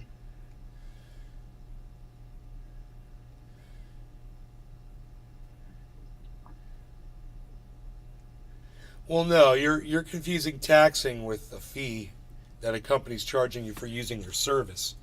Those are two completely different things.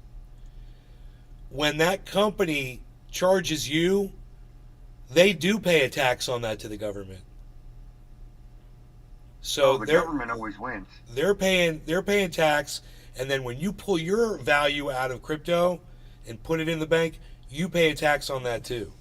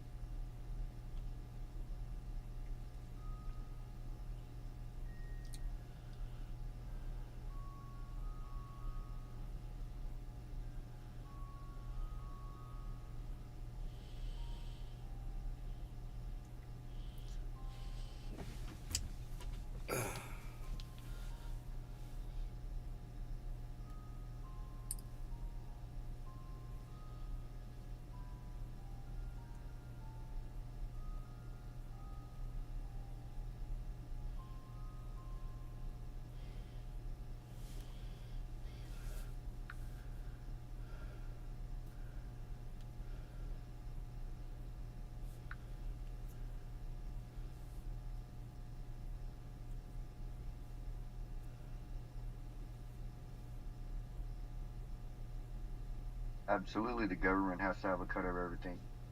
The government.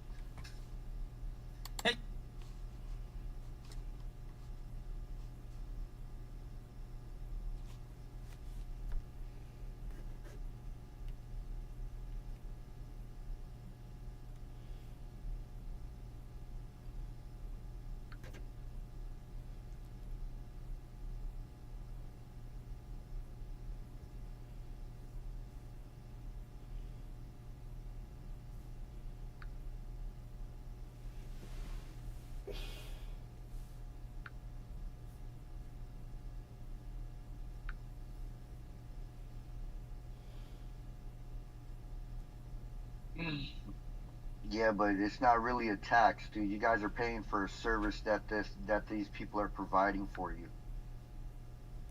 A tax is like you get paid, and then that shit comes out your check for the government,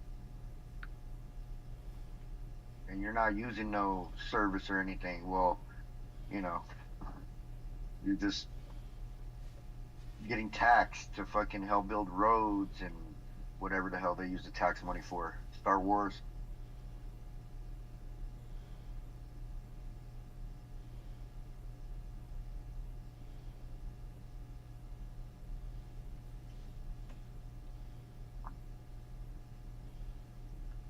Hmm.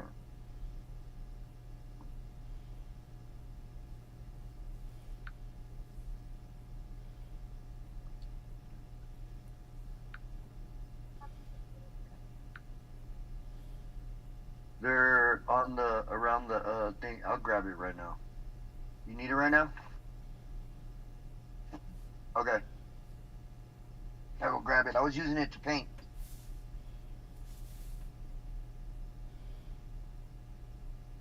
Hold on one second.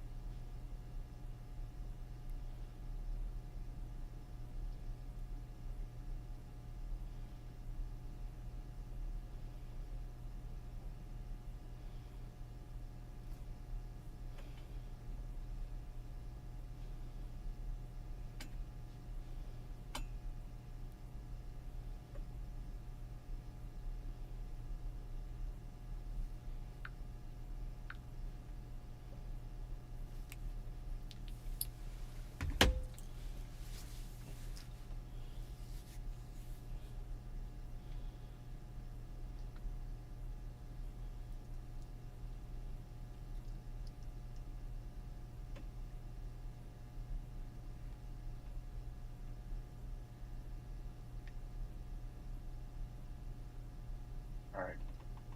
I'm going right now.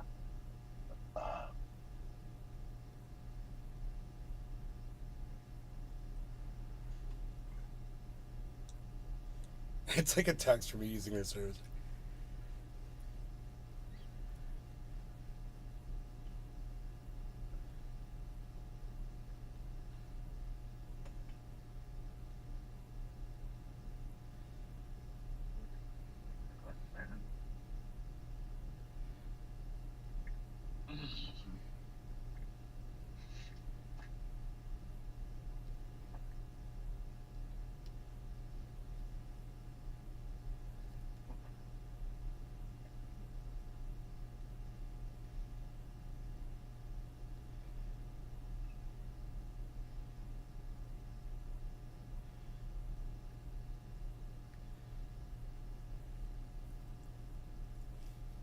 Dude, that shit came out nice, babe. Yeah. Once we get that the rest of that trim done, it's gonna look gorgeous. Gorgeous.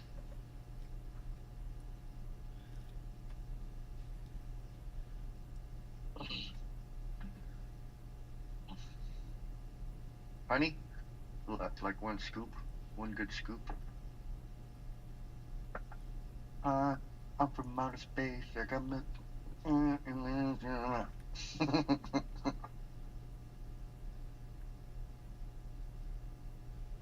me see a spoon. I wrote that song.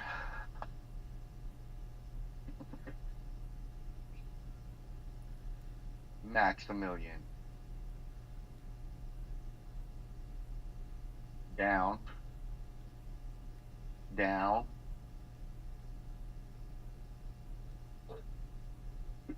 Babe, come here. Look at this. Look at Frank. When I said down, look at him.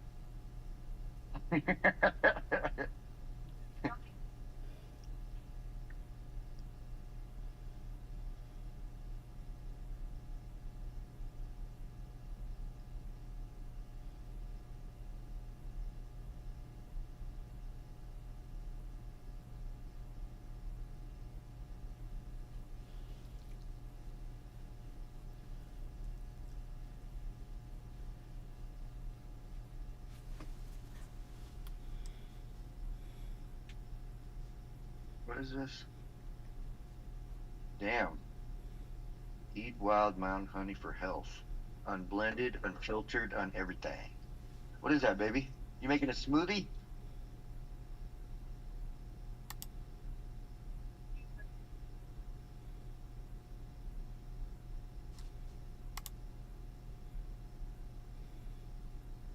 That's fine.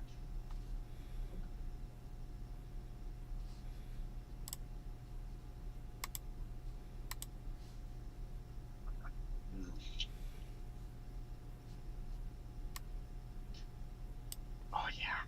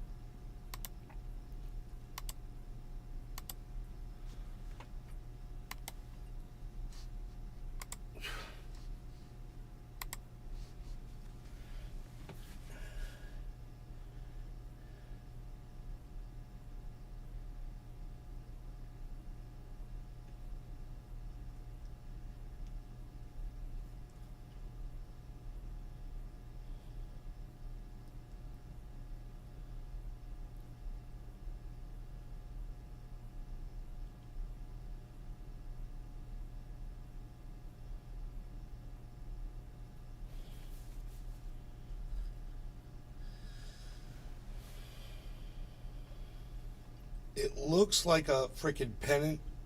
It kind of looks like one. A falling pennant, which would be beautiful. It's what I kind of expected. It didn't test the highs, though, as much.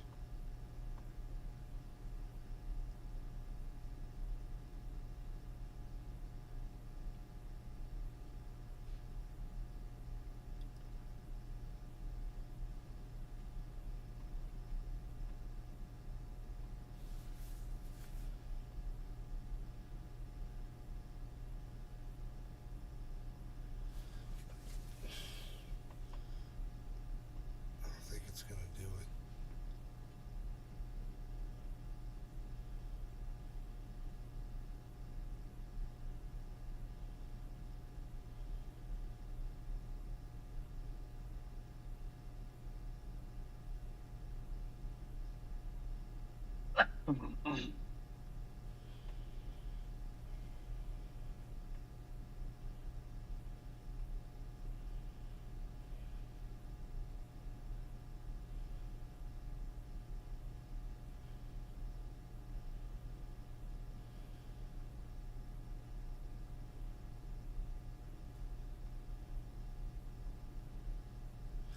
Well, yeah, I mean, who's ever hosting the service? I mean, even when you use a credit card out at stores, there's a fee. The credit card company, charges a fee for every transaction. That's just expected, you know?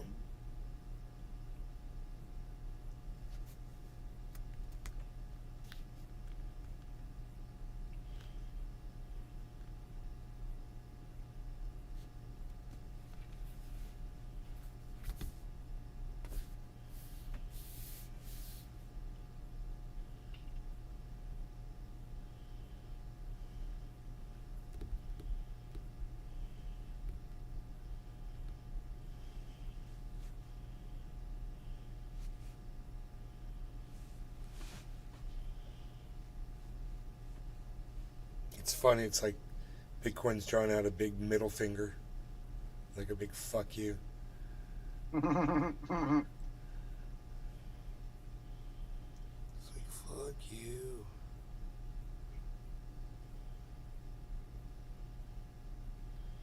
We're back in the damn channel. For the most part. Depending on where you take the top from.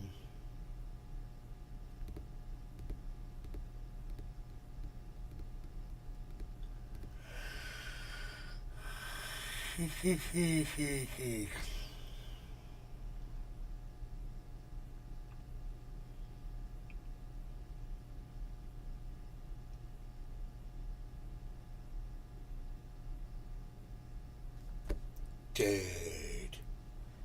Come on, man. Why you used to be building like that, man? What's going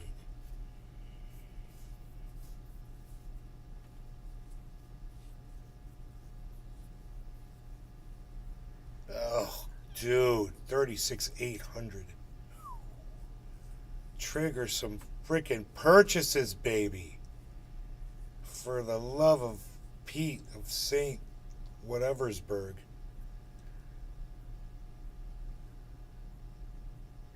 For the sake of Pete, for the peak of Saint, for the beat of sake, for the sake of Pete.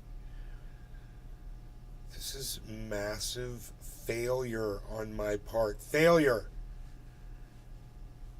Fail. Look at this drop. Oh my god. 785. Ooh.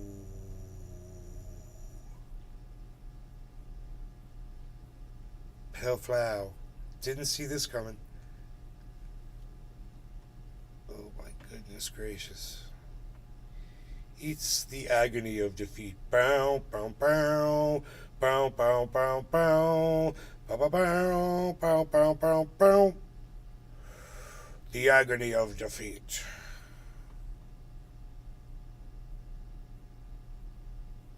This is how it goes.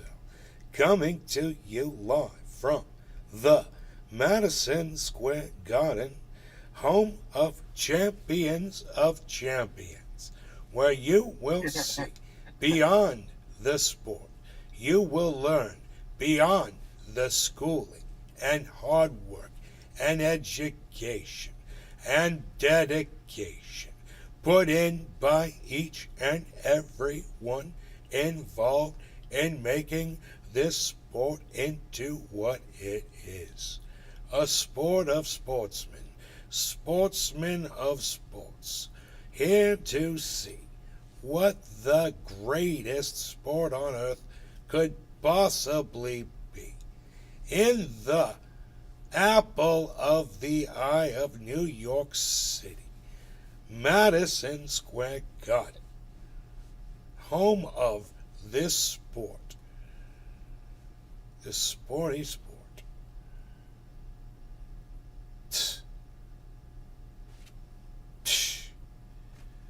Dude, this crypto though, son.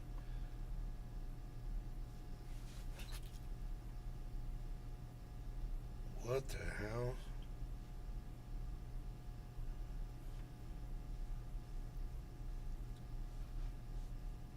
How much lower is it going to drop, Dane?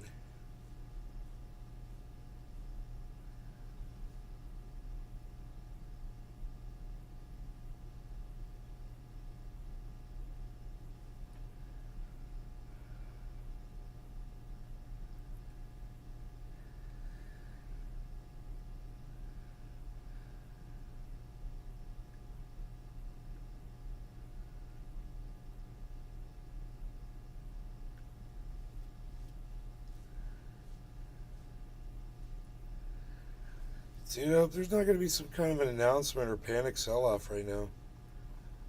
This is a hell of a drop. It doesn't even look normal. Looks like the Empire State Building. Yeah, it does. The very tip, right? Dude, yeah, it's crazy.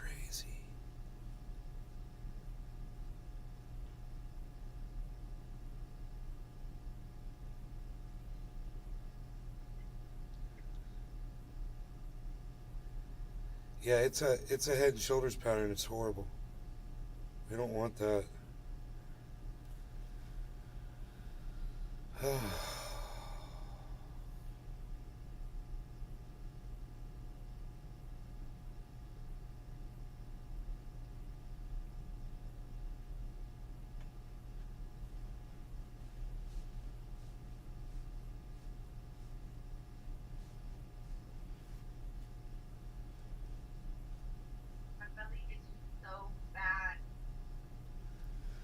I mean, we're way inside our channel, which is great. It seems to be happy right there in the middle. But, I mean, what's the weirdest thing is we broke out of the top of the channel for sure. I mean, we busted out of it and then went right back into it.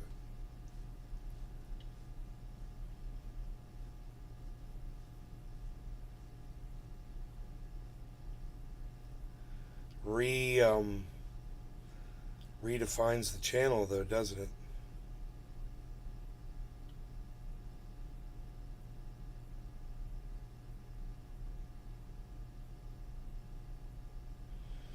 I like a wedge salad with blue cheese, chunky blue cheese, chunks all over it, and bits of bacon.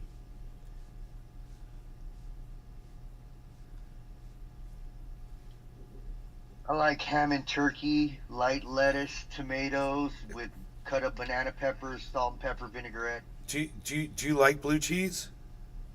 Yeah, I like blue cheese. You ever had a wedge like all cheese. You ever had a wedge salad? No, I have not. Dude, they take a salad, a head of lettuce, they strip off the outside leaves, they slice it into they slice it in half one way, then they slice it in half the other way, so you get 4 quarters. And each one of those quarters is a salad, and they just drizzle it with balsamic vinaigrette and I love balsamic. And chunky blue cheese dressing and bacon bits and tomato. They put like tomato halves on it, a couple of tomatoes, and I don't know how much other things they put on it. It is one of the most delicious things. It is like heavenly, bro. You just take a steak knife and just cut into it and just, oh.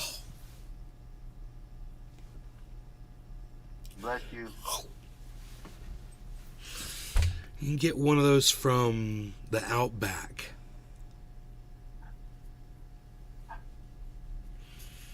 Outback Steakhouse. You get them at a Sam Sneed's. Sam Sneed's. Golf course restaurant. Famous for their wedge salad, you see. That's right, you see. You're going to go in there and get you a wedge of salad there, you know.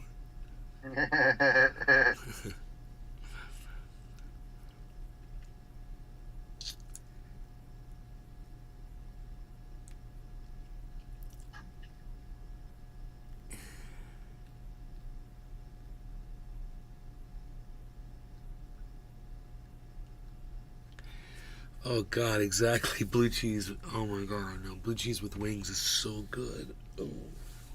Ooh, ooh, oh, ooh, oh, oh. We've got barbecue in the fridge though, bro. I'm gonna fucking chow down on that for lunch. I love barbecue. What kind of barbecue? Chicken? Beef? I got a little bit of everything. I got sliced pork, ribs, Nice. and I've got wings, and I've got garlic bread, beans, baked beans, and French fries. That sounds delish. Yeah. Tula's like, I'm here for the breadsticks. Hey, Tula. Tula, we're watching my prediction just go to shit right now. I said it was going to go to 37.4, and now we're at 36. We're right where we started. We're right where we started. We were here, and I go, okay, it's going up to 37.4. It got up to 37. It hit 37, man. 37. It hit 37. So it's $400 off.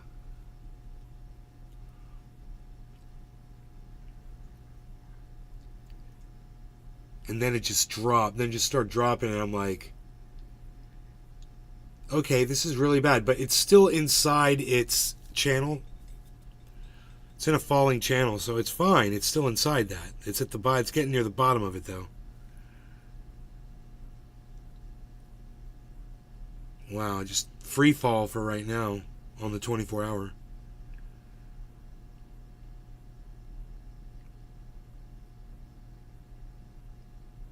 No resistance on the way down. There, it's under 700. Oh, shit. I could probably get it at 36.9 right now if I was buying Bitcoin.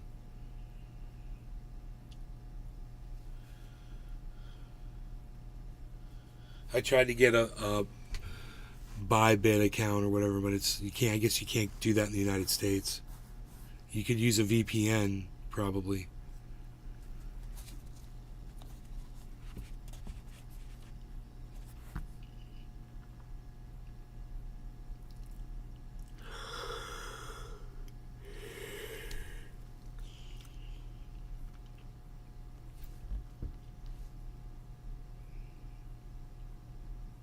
This is the bottom of the channel, man. This we either find out here if we turn around or not.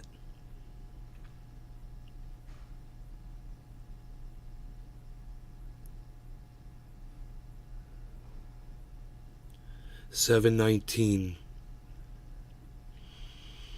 So it is hit. It's hit some support down here.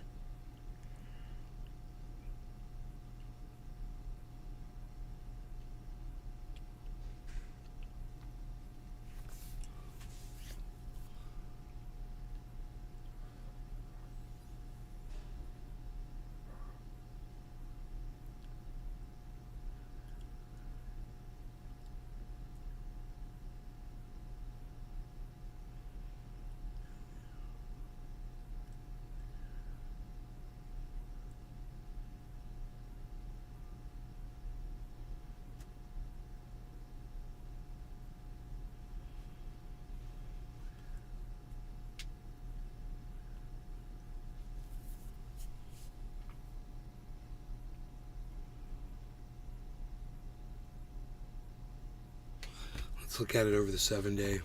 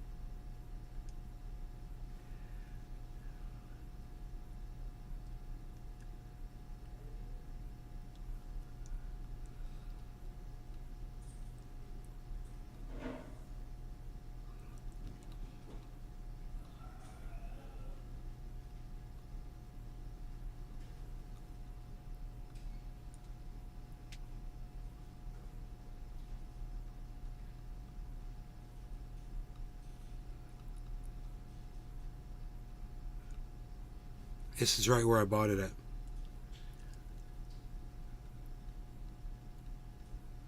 I mean, this is where it was when I bought it, but I got charged at 37.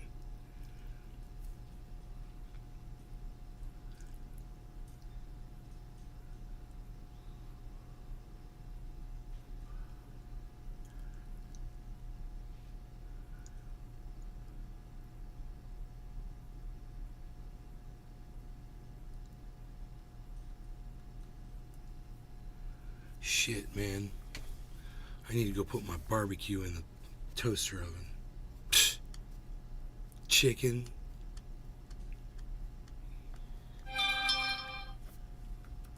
Pfft.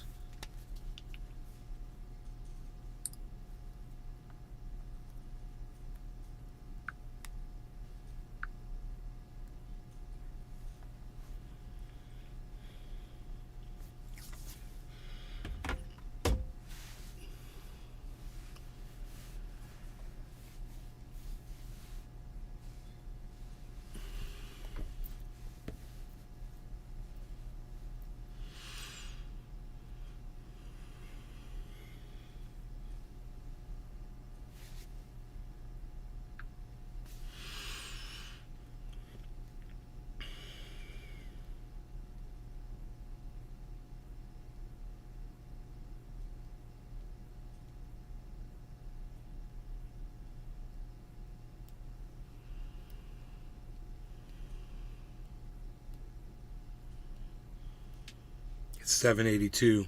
Fighting back. It's got a ways to go, though, man, to get back up to 37. Holy shit.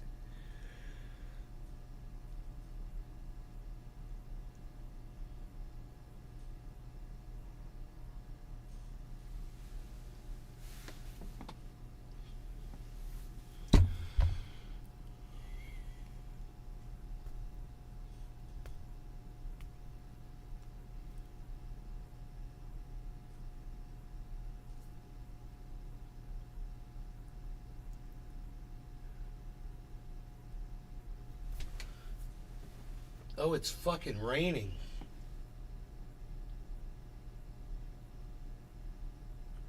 Dude, it's raining and my little solar fountain's working in the rain. That's crazy. Hell yeah. He said, hell yeah.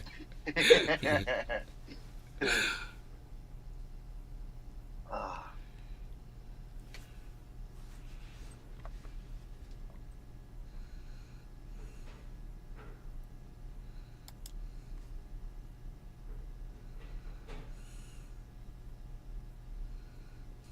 What?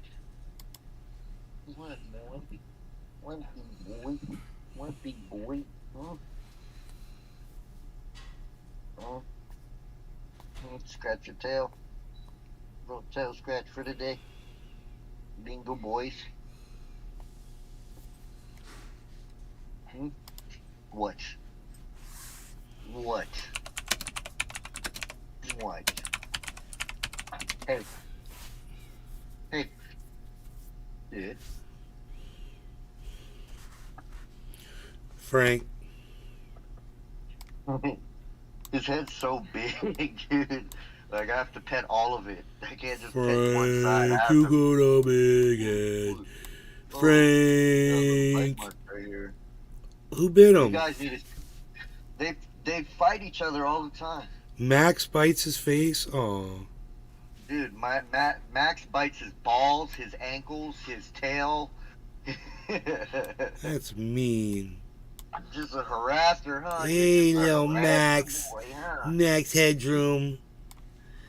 That's what we want to see right there. Look at that big face. Oh my god, What? look at the What face. you doing, huh, boy? Your little muscle What you doing, body. huh? Got the little muscles. You know, muscle boy. Look at your Mhm. muscles. What's up, Bubba? Look at the definition. Oh yeah, dude, he's definitely got athlete He's body. he's jacked, bro. Why are you looking like that? You gonna throw up? Oh, you little kissy boy.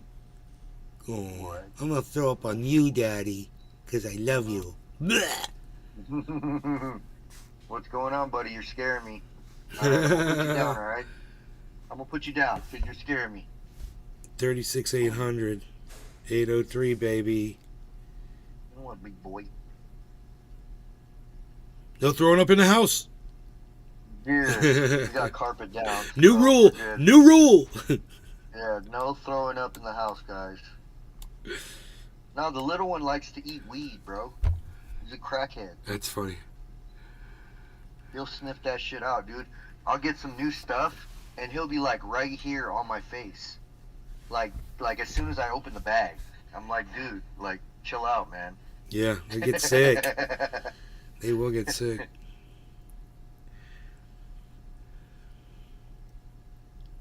And then like when we'd make hash, you know, some of it would get on the ground like little flakes or whatever.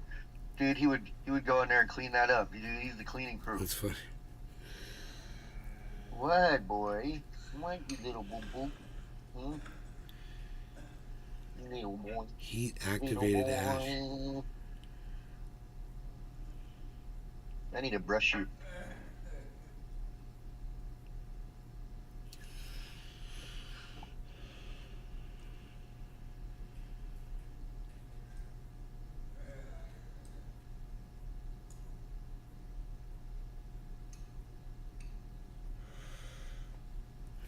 I have a feeling if I turn off the show, it's gonna fucking jolt upwards.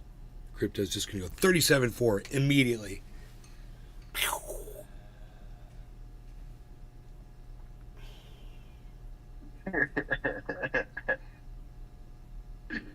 Right, as soon as you stop. right as to my soon prediction. As you hit stop, dude. That shit's gonna be like.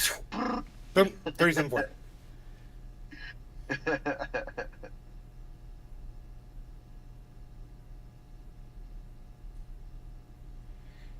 What do you want, BB?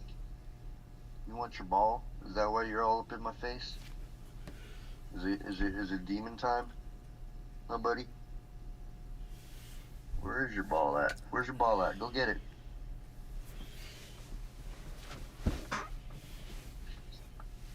He is so bad. I can't even look at you in your eyes. Is this what you want? Is this what you want? Huh?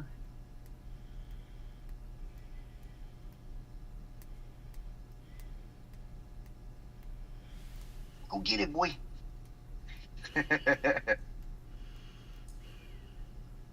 Max is completely obsessed with his blue ball. Like 1000% obsessed. I don't want to say he likes it. I want to say that he's in love with the ball. Like 100%. There he is behind you. Yeah. Where'd he go? Oh no, that's Frank. It's Frank. Frank's chilling. Dude, Frankie the ball face. doesn't even squeak anymore. Frank doesn't even care about that ball, does he? No, Frank does not play fetch. Frank That's does like not do Rogan. any of those things. Rogan doesn't play fetch either. He's Rogan's hey, like, I don't do that what's up? shit. He's like, I'll He eat. used to play fetch when he was young. He's Until like- he's just a chill dog. You give me stuff, I will eat it. Otherwise, I am not picking things up for you and carrying them around for you.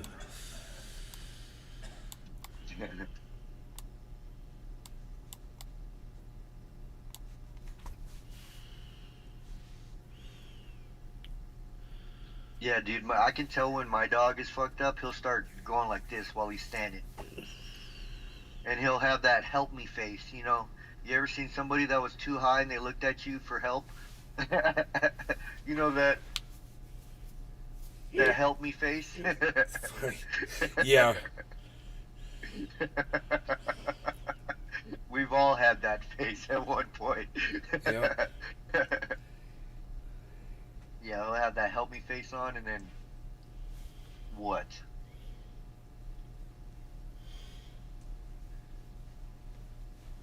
Franklin, you watching the fish, buddy? You watching the fish? I saw you.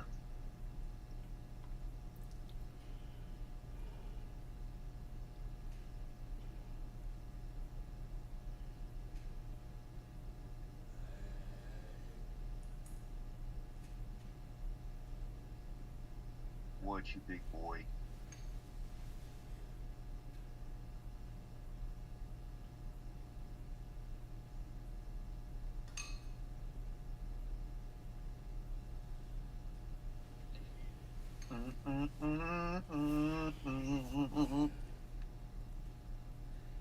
He's probably watching right now, Tula.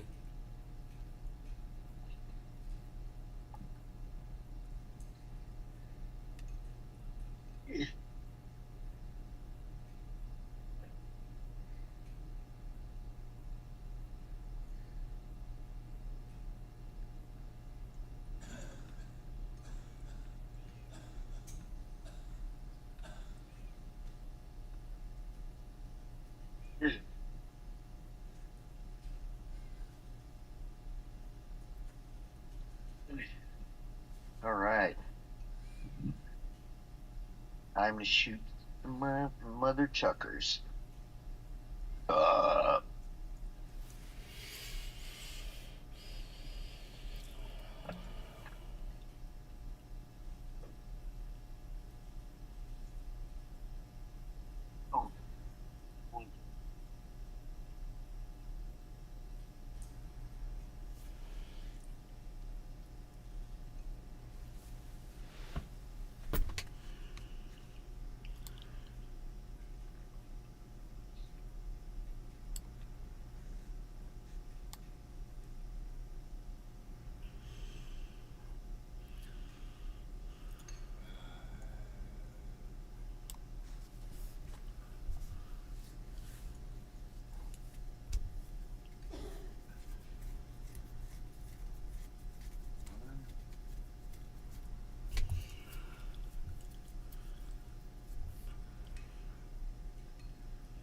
Supposed to watch this stupid video. I don't want to watch it.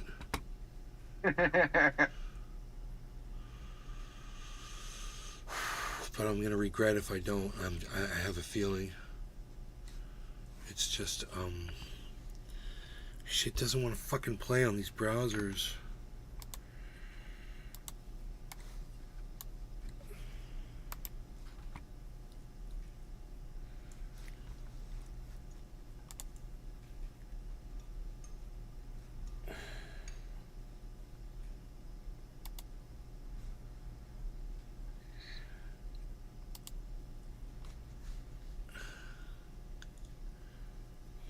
It's not playing.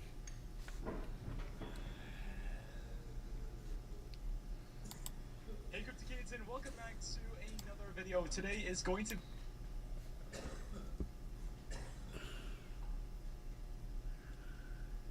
He's seeing a rising.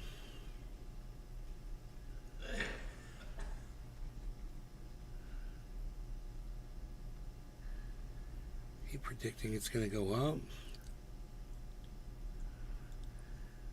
It won't. These videos won't play for me.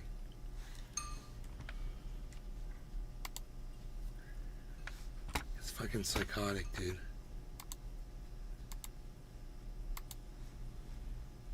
be a jam-packed video, and yes, this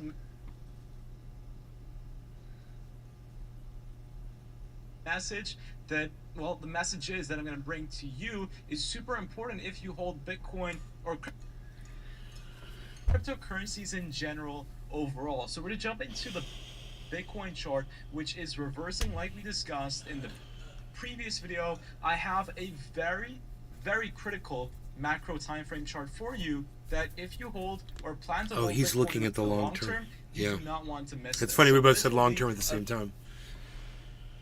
very interesting chart. Now on top of this, I want to talk about the key levels of resistance and support for Bitcoin, and additionally we have some very, very interesting news and updates for Bitcoin as well. So ladies and gents, as I said, it's going to be one hell of a video, so make sure to smash up that like button, and there you go, as always. Smash up the like button, subscribe, turn on the notification bell so you do not miss out on any of these critical Bitcoin updates in a volatile market like this that we're in currently. So ladies and gents, without further ado, I'm Crypto Kid, and let's jump in to today's video. So first thing is first, we want to discuss about Bitcoin. So what has Bitcoin done since the last video? Well, not too much. We're seeing a little bit of a dip towards the downside. I discussed that Bitcoin is currently having a bearish divergence on the daily time frame, which is pretty critical. Daily time frame bearish divergences usually do tend to play out very, very well. So that is why I said, well, expect a reversal towards the downside, because we hit this ascending parallel channels target of $38,000 already, which we discussed on videos last week and the week before. So again, massive congrats on that if you did decide to take that trade. And if you are looking for somewhere to trade Bitcoin or crypto overall, you can check out the description below and sign up to Bitflux, because Bitflux, it takes literally around 20 seconds to sign up. Currently there is no KYC, and if you're in the UK, you should be able to use the exchange. And we have a very cool campaign for you guys, is that if you deposit 50 USDT and make at least one trade on their derivatives platform, you can get a chance of winning 1,000 USDT. Fuck your and chance. currently there's still 17 days left. So yeah, you may think that there's not a massive chance that we can win, but someone's going to win at some point, so you've got really nothing to lose. So give it a go if you're looking for some place to trade Bitcoin or cryptocurrencies at. Now jumping back onto Bitcoin's chart, so as I said, a potential target for reversal is right over here at around $34,000 to $35,000, because that is why, that is not why, but where we have support from volume on Bitcoin. He thinks we're going down to Volume usually 34, gives a lot of 35,000. support for assets, especially like an asset for Bitcoin. So I wouldn't be surprised if Bitcoin saw a retracement towards the $35,000 area, which could be coming in the upcoming days. So He put that this is up something 40 that I minutes would be ago. surprised by. However, can we test the $38,000 again? That is also very much possible. So if $38,000 is tested before we test $35,000, that could be a time to enter new long positions, especially if we break above $39,600, which I don't think is likely. That could mean that Bitcoin will enter the for sure bull market. But do keep in mind, for an uptrend to continue playing out, we need to create higher lows. So if we just get rid of the VPVR at the moment and the MRI, we can see that Bitcoin has created a higher high on the weekly time frame. However, eventually, now that we're at key level of resistance, we also need to draw back down and create a higher low. That is how you confirm an uptrend. So this was our previous low. Bitcoin, well, hypothetically, if we came down to $31,000, that would be a perfect higher low for Bitcoin to come down to and then continue going towards the upside, which is why I have a couple of limit orders placed over here on Bitflux to make sure that I will buy up Bitcoin once it reaches these levels. 31,000. He's buying at critical line 31,000, of he support says. now for Bitcoin, and it is possible that we see a retracement down that will provide us this higher low metric. So it is very much possible, and I am looking at it as a chance to buy cheaper Bitcoin and going much more in as position size wise. So that is the short-term time frame. So for Bitcoin. me, Now, look at who the bought at macro chart. 17,000, it would do me no I'm gonna good to save sell this off till a bunch of after the Bitcoin news, because I wanna and then cover buy this in news at very 30,000 quickly. because I have So, it you guys bought know in at Grayscale. 17,000. You guys know that Grayscale has a trust ETF that requires, well, trusts do have to purchase the underlying asset. However, trusts are more closed off than spot ETFs. Spot ETFs are offered to a wider range of investors. And over here, the CEO of Grayscale said it's been a 10-year dress rehearsal. We're ready for the main event. So this could be hinting that the spot ETF may be approved very soon. And remember, I think we're still in the 8-day window period of the Bloomberg analyst guy's prediction saying that SEC could approve it within this week type of, the 8-day range. So do keep in mind in that it's not a massive indicator that these two Bloomberg guys have said this, but it is something that we could still be on the watch out for. So this period is still an important one, and let's see what happens in these final upcoming days. Now, this is a very important chart. So the net capital inflows via stablecoin switching bullish. This could mean that more cash could be allocated to Bitcoin and other cryptocurrencies very soon. Now, what does this mean? So, in the past, 1.5 year, the stablecoin net capital inflow was actually negative, and now we're starting to switch positive. And this inflow could mean that what's happening is people have stable coins and they want to use these stable coins to purchase other cryptocurrencies such as Bitcoin or any other altcoin. So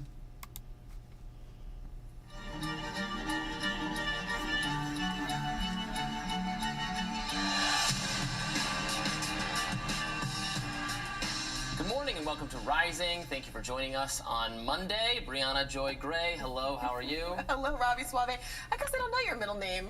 Well, I'm not gonna. It's kind of an embarrassing one. I'm not gonna share it. I'll leave this loose in the comment section to go Someone find it. should make this their Ask Me Anything question for Oh, the and then weekend. I'll have to reveal it. Okay. I was gonna comment on our wardrobe choices. We're both going with the blue and the red. Yes, I always accent. love it when we align. When we have simpatico as we are getting dressed in the morning, suggesting maybe we'll have simpatico here today on the show. I think we might on this subject at least. We'll see when we get to the updates in the Israel-Palestine conflict, how that shakes Right. out. But let's talk about this subject. Yeah, well, we have a new bombshell report on the 2022 destruction of the Nord Stream pipeline.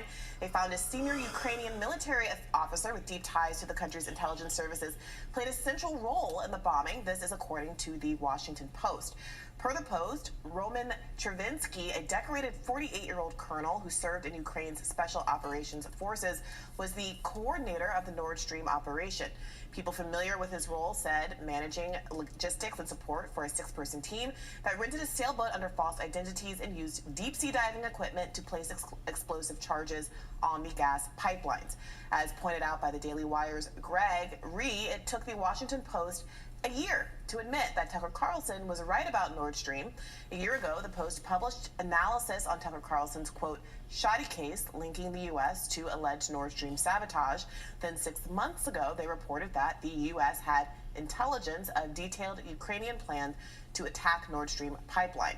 The Gray Zone's Aaron Mate weighed in on the Washington Post Nord Stream arc, tweeting, quote, your first clue that the Washington Post new Nord Stream scoop is yet another CIA cover story is in the second graph.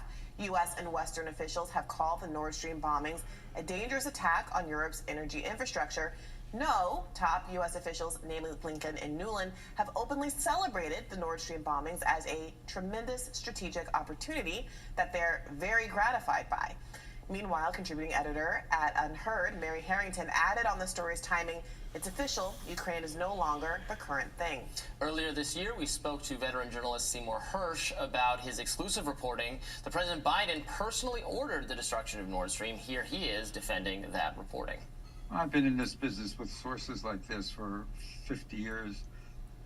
When I first did My Lai, there was, overwhelmingly disapproval of what I wrote, and most of the stories I wrote that were controversial has always been attacked on the it's easy to get rid of something on the basis of anonymity, and so you have to understand there's no alternatives. Either the people I've known inside have one thing in common, whether military or civilian, and that is they really understand that they've taken their oath of office not to their boss, not to the general or admiral, and not to the president, but to the Constitution. And those are people that when they get troubled by things that are going on, have talked to me. This been going on. I've done this for 50 years.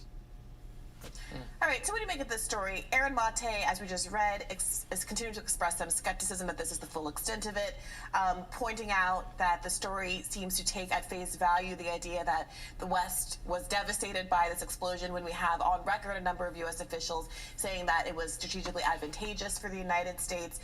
Do you think this is the full story, or do you agree with what Aaron Mate seems to be alluding to here, which is that there's more, perhaps more implications of the U.S. government in this? Well, I mean, like Seymour Hersh's version of events, this version of events, other version of events, I can't read the direct intelligence, right? You're relying on some narrator, some mediator to say, I saw documents, I talked to people, and this is my analysis. That was true of Seymour Hersh, who's a great journalist, but he was telling us things that he had seen and heard, not documents we could review ourselves. That's the same case with the Washington Post. I think the original narrative about what happened, remember the original narrative about Nord Stream was that Russia did it. That's what the mainstream media eagerly asserted without evidence or much motive to do it. Yeah. So that seems to have totally collapsed. Seymour Hersh's report squarely blames the U.S., says Biden was personally responsible, said it was U.S. Navy SEALs diving team that were trained in the U.S. to do this mission. The Washington Post is saying, no, it was Roman Chervinsky, this kind of rogue Ukrainian operative who's actually in prison right now. He was arrested for launching some kind of operation that he did not have authority to do. So given that, So that is true. So they arrested him for that. That was sourced. So now they're saying he did this too. I just don't understand. If it is still somehow the U.S. did it, why would Ukrainian officials be taking and we're about to cut them off of support anyway? Why would Ukraine be falling on its sword and taking the blame for this? Because as long as it's someone random, rogue, unaffiliated, because they're desperate for money from the United States, including not attached to Ukraine, we'll put up a sacrificial lamb if you keep giving us your money and support. That's Germany and other European powers. Exactly what Ukraine's doing. They're desperate. They're desperate for United States support, and the United States has admitted that Russia won the war. It's over. Ukraine war is over. It's ended. Vladimir Putin and Russia gets to keep all that land they took. The United States cannot win it back. We're going to stop investing in that war because it's throwing good money after bad money. So we're not going to do it anymore. All right. So it looks like it's still falling. I hate to leave it at this, but it's totally falling.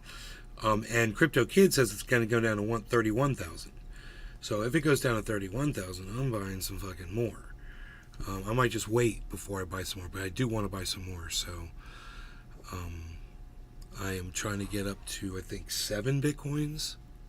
I want to have 7 Bitcoins. Let's see how close I am to that.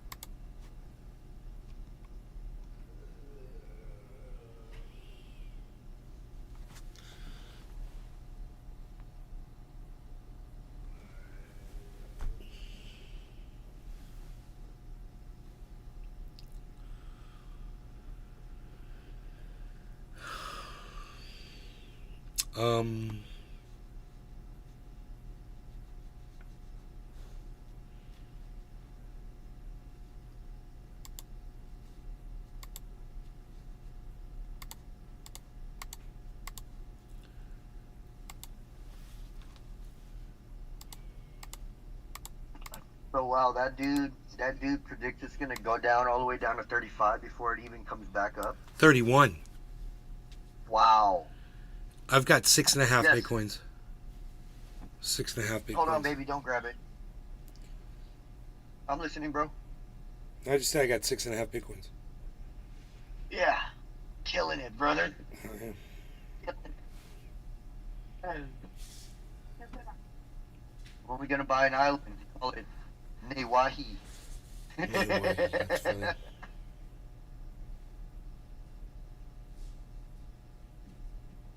What's that, girl? Looking good today, huh? I mean, you too.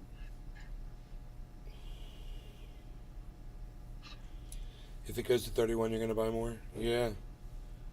Shit, bro.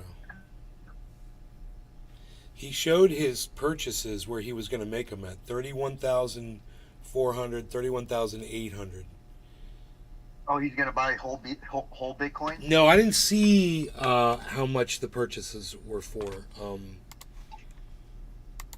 Hey Crypticades, and welcome back to another video. Today is going to be a jam-packed video, and yes, this message that, well, the message is that I'm going to bring to you orders placed over here on Bitflex to make sure that I will buy.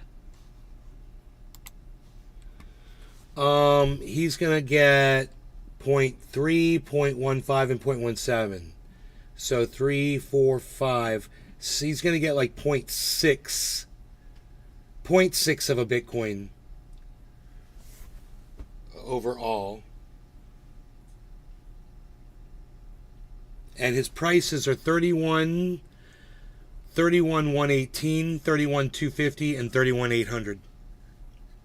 So he feels like it might go all the way down to 31,118. And his biggest purchase is 31,250. A third of a Bitcoin. Yep.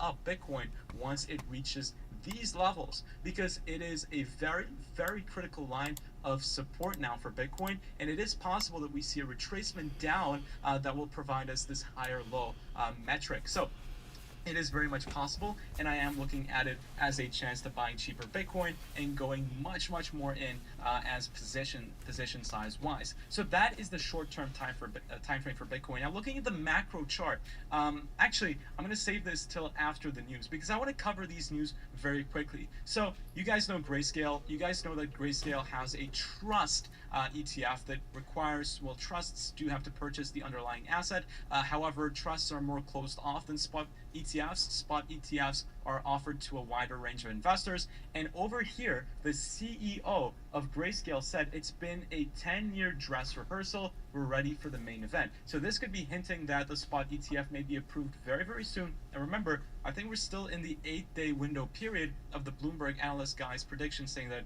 SEC could approve it within this week type of, the 8-day range. So do keep in mind in that it's not a massive indicator that these two Bloomberg guys have said this, but it is something that, we could still be on the watch out for. So this period is still an important one, and let's see what happens in these final upcoming days. Now, this is a very important chart. So the net capital inflows via stablecoin switching bullish. This could mean that more cash could be allocated to Bitcoin and other cryptocurrencies very soon. Now, what does this mean? So, in the past, 1.5 year, the stablecoin net capital inflow was actually negative, and now we're starting to switch positive. And this inflow could mean that what's happening is people have stable coins and they want to use these stable coins to purchase other cryptocurrencies such as Bitcoin or any other altcoin. So that is why this is actually pretty bullish, indicating that capital could be going into Bitcoin via stablecoin. So this is a pretty cool chart that I wanted to point out to you guys. Now the Bitcoin open interest is decreasing. This open interest topic has been something very, very hot in the past couple of days and weeks, and it's something that we've been talking about a lot on the CryptoKid channel. So what is going on? Well, open interest is decreasing, as you can see over there. However, the Bitcoin price is still holding strong, although I still do expect a reversal towards the downside, same like the previous video. Now, usually when there is mass option expiry, which is something that we had last week, the asset tends to reverse in price direction. However, Bitcoin is still currently holding strong, but I do expect a reversal in price. As you can see, whenever we saw options, the open interest drop down significantly, in the upcoming candles, we did eventually see a move towards the downside. So this is expected because the mass options expiry was, it was very, very big, and open interest was at all-time highs. So the price was, the asset is just pretty over leveraged at the moment, if you want to say it. Now, capitalizing on these demand for options trading and the demand, the mass amount of open interest, you can see that the largest US options exchange, CBOE, is going to launch a margined Bitcoin and Ethereum future contract, most likely. And they want to just capitalize on this situation. We can also see that Crypto.com wants to also start offering options instruments because, again, it's getting very popular. There's a lot of traction into it. This current pump is being fueled by derivative traders, not spot traders. So it is a fake pump. It's a fake rally. Some people just don't want to accept that. But it's somehow good because the fake rally brings in mainstream media attention, which then brings in retail investors. So yes, if we're not even initially pumping due to spot volumes, people actually purchasing Bitcoin, even if that's not the case, the derivatives volume can then fuel investors that actually want to purchase Bitcoin directly to jump in on the trend. So somehow this is indirectly good for Bitcoin, so nothing to be worried over there. Now, let's have a look at the Bitcoin macro trend. Now, this is the monthly trend for Bitcoin, highlighting the different times where we saw the Bitcoin halvings. Now, as an indicator, halving. I have the Is he saying halving? at the bottom. God, he sounds like such an idiot. The halving. Well, it's not something that requires a lot of full technical analysis, but we can see that after the halvings, after the halvings, overbought. So this is back Dude, in that graph 2012. he's got is pretty cool looking. In 2015, the RSI switches from ranging within its channel to massively being overbought, and then again, same thing in but he says halving, so 2020. And now, ladies and gentlemen, we're once again seeing on the RSI an the uptrend halving that could eventually lead to us getting overbought. Now, these massive overbought territories on the RSI fueled huge bull markets that you can see over here on the price. Now, if we compare the RSI to these overbought territories at the current moment, we can see that we're nowhere near to being overbought. So that means that the current price action we have is nothing compared to what we could see in the upcoming months. That is why we are still very, very early. And if you are planning on buying up more Bitcoin, what is better than DCAing, in my opinion? Of course, nothing in this video is financial advice, but I'm just DCing into Bitcoin because the more you read about Bitcoin, the more you understand the technology, the more you want to FOMO in, to be honest. And looking at the technical analysis, it doesn't look like, in my opinion, a bad time to be getting in, and the fundamental analysis is already coming in. Although we may see a small retracement, as I said, in the macro scale, this doesn't really matter. Now, talking about the macro scale, I want to look at the support and resistances for Bitcoin.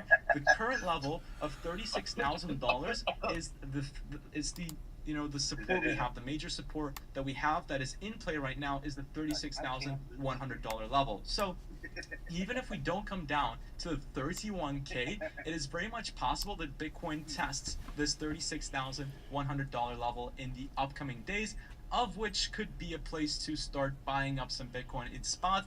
Maybe not a long position, but in terms of spot, it could be a place to accumulate some Bitcoin, or perhaps even a long position could be viable. But I will look into that in the upcoming days. So $30,600, so not $30,000, $36,100 is a very critical moment that Bitcoin could reverse to, and then continue its massive move towards the upside, coming towards the $43,200 level, which is the next critical level of resistance that Bitcoin will eventually face. So do I think we're going to go above $42,300? $43,200. Well, no, I don't think it's going to happen in this upcoming 2-3 months.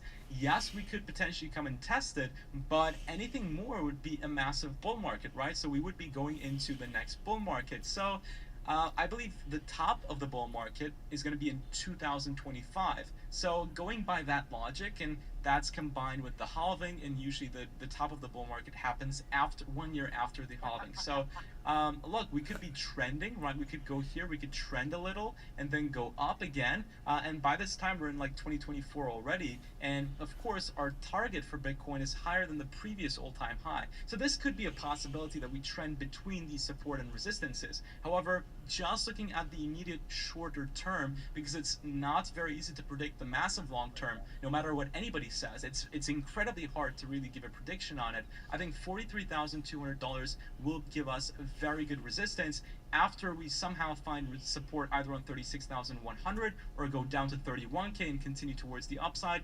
43,200 will be extremely important for Bitcoin. And ladies and gents, the final thing that I want to mention is, well, actually two final things is tomorrow is going to be the CPI and core CPI. So I'll be discussing this in more detail in tomorrow's video. So do stay tuned and turn on the notification bell for that, because that is very important for the traditional markets. And ladies and gents, Black Friday sale is going to be coming to TradingView. And in 6 days and 16 hours, basically you're going to be able to sign up to TradingView with my link to get 70% off your plan and 1 month free. So this is going to be an incredible offer that if you want to buy TradingView account, a pro plan, it's going to be the perfect time to do so. I always renew my TradingView account during Black Friday because it's the biggest sale that they have, and it's so worth it in my opinion. So stay tuned. In the next six days and 16 hours, you will have a massive promotion through the Crypto Kid channel. So ladies and gents, thank you so much for watching. I hope you enjoyed that video. I think this video... Learn how to say halving, bro.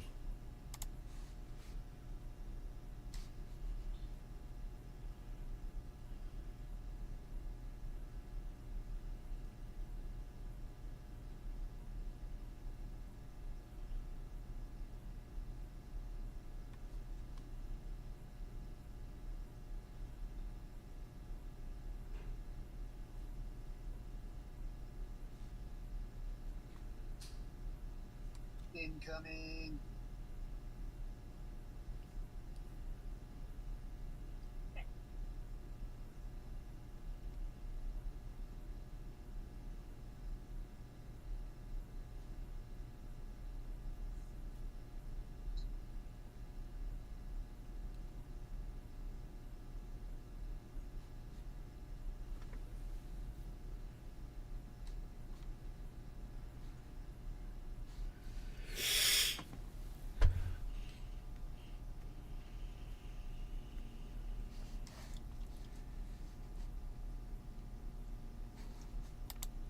In Gaza City. If you recall, this is the hospital that was targeted initially by the Israelis at the beginning of the war, and so parts of the hospital were damaged. And we, after the collapse of Shifa, we turned it, at least the forecourt and the grounds of the hospital into a field hospital. We now have over 500 wounded. There's only 3 surgeons here and 2 operating rooms with 2 anesthetists.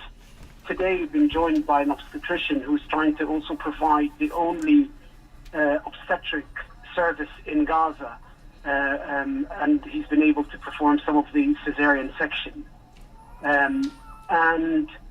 But we're short on supplies. We've been having to perform excruciatingly painful procedures on wounds of the patients to stop them becoming infected with no analgesia or anesthetic, because we have such limited supplies and we're keeping them for the most life-saving surgery.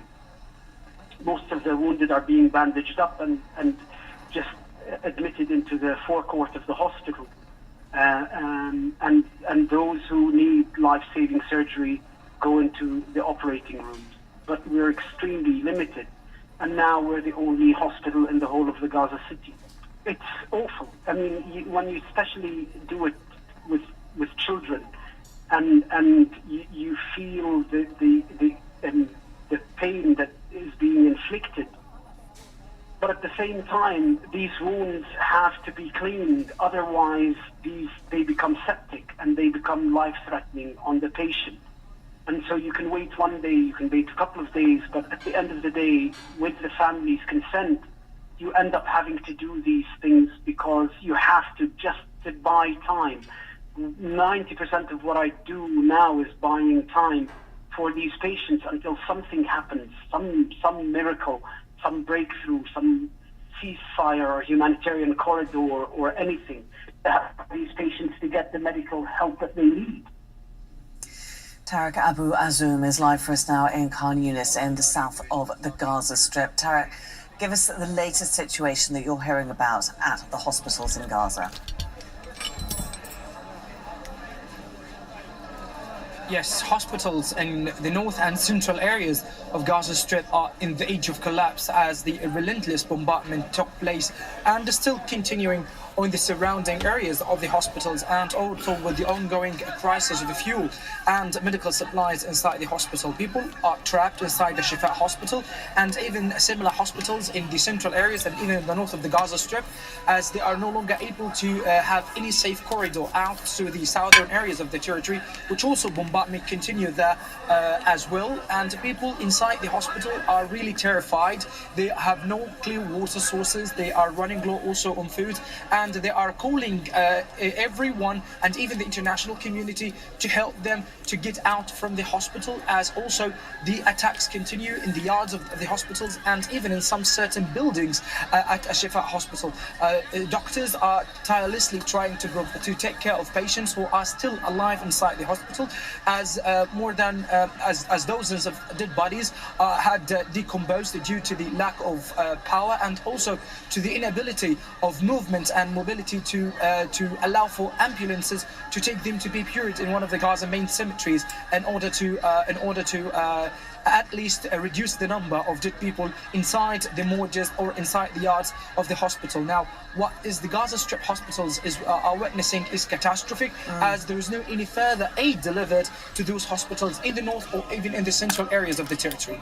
And Tarek, many of those hospitals have stopped taking new patients, but new casualties keep coming as the strikes keep hitting parts of Gaza. We've just been hearing about a new airstrike on the Jabalia refugee camp in the last few hours. What are you hearing about that? Yes, the bombardment on Jabalia refugee camp continued, destroying several residential buildings inside this very densely populated refugee camp.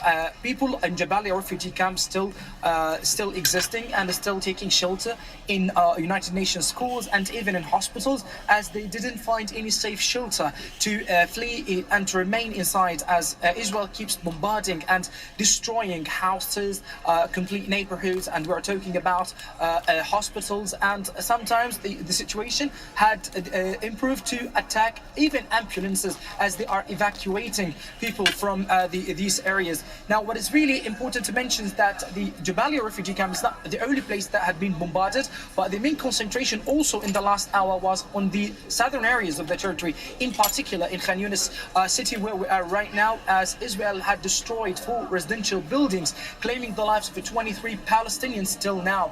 The majority of the victims have arrived to Al-Nasr hospital. We're right now here, and a number of wounded people also have been reported, and they are receiving treatment right now inside the corridors of this hospital.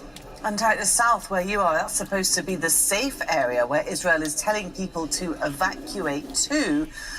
What is it like living day to day with this dreadful level of uncertainty, not least as well that the chaos, the noise, the dust in the air?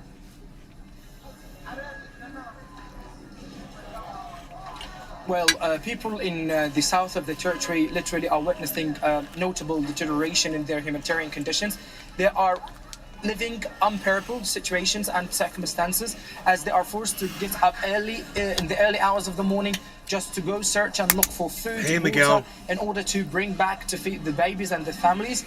And what I clearly noticed in the southern areas, due to the lack of gas also as well, people start looking for wood to be cooked and even to be used to set fire in order to do cooking and even to do their basic needs by using this item with the absence of gas and even with the ongoing closure and prevention of a fuel entry to the territory. Now, all of them are really desperate. They are just only thinking about how they can have access to food, how they can have access to water. Sometimes people are forced to carry their gallons and their bottles for long distance, carrying them by using their own hands to walk for long distance to get back to their houses. Meanwhile, they get tired, exhausted, and this is what's happening on the ground in the southern areas of the territory on a daily basis.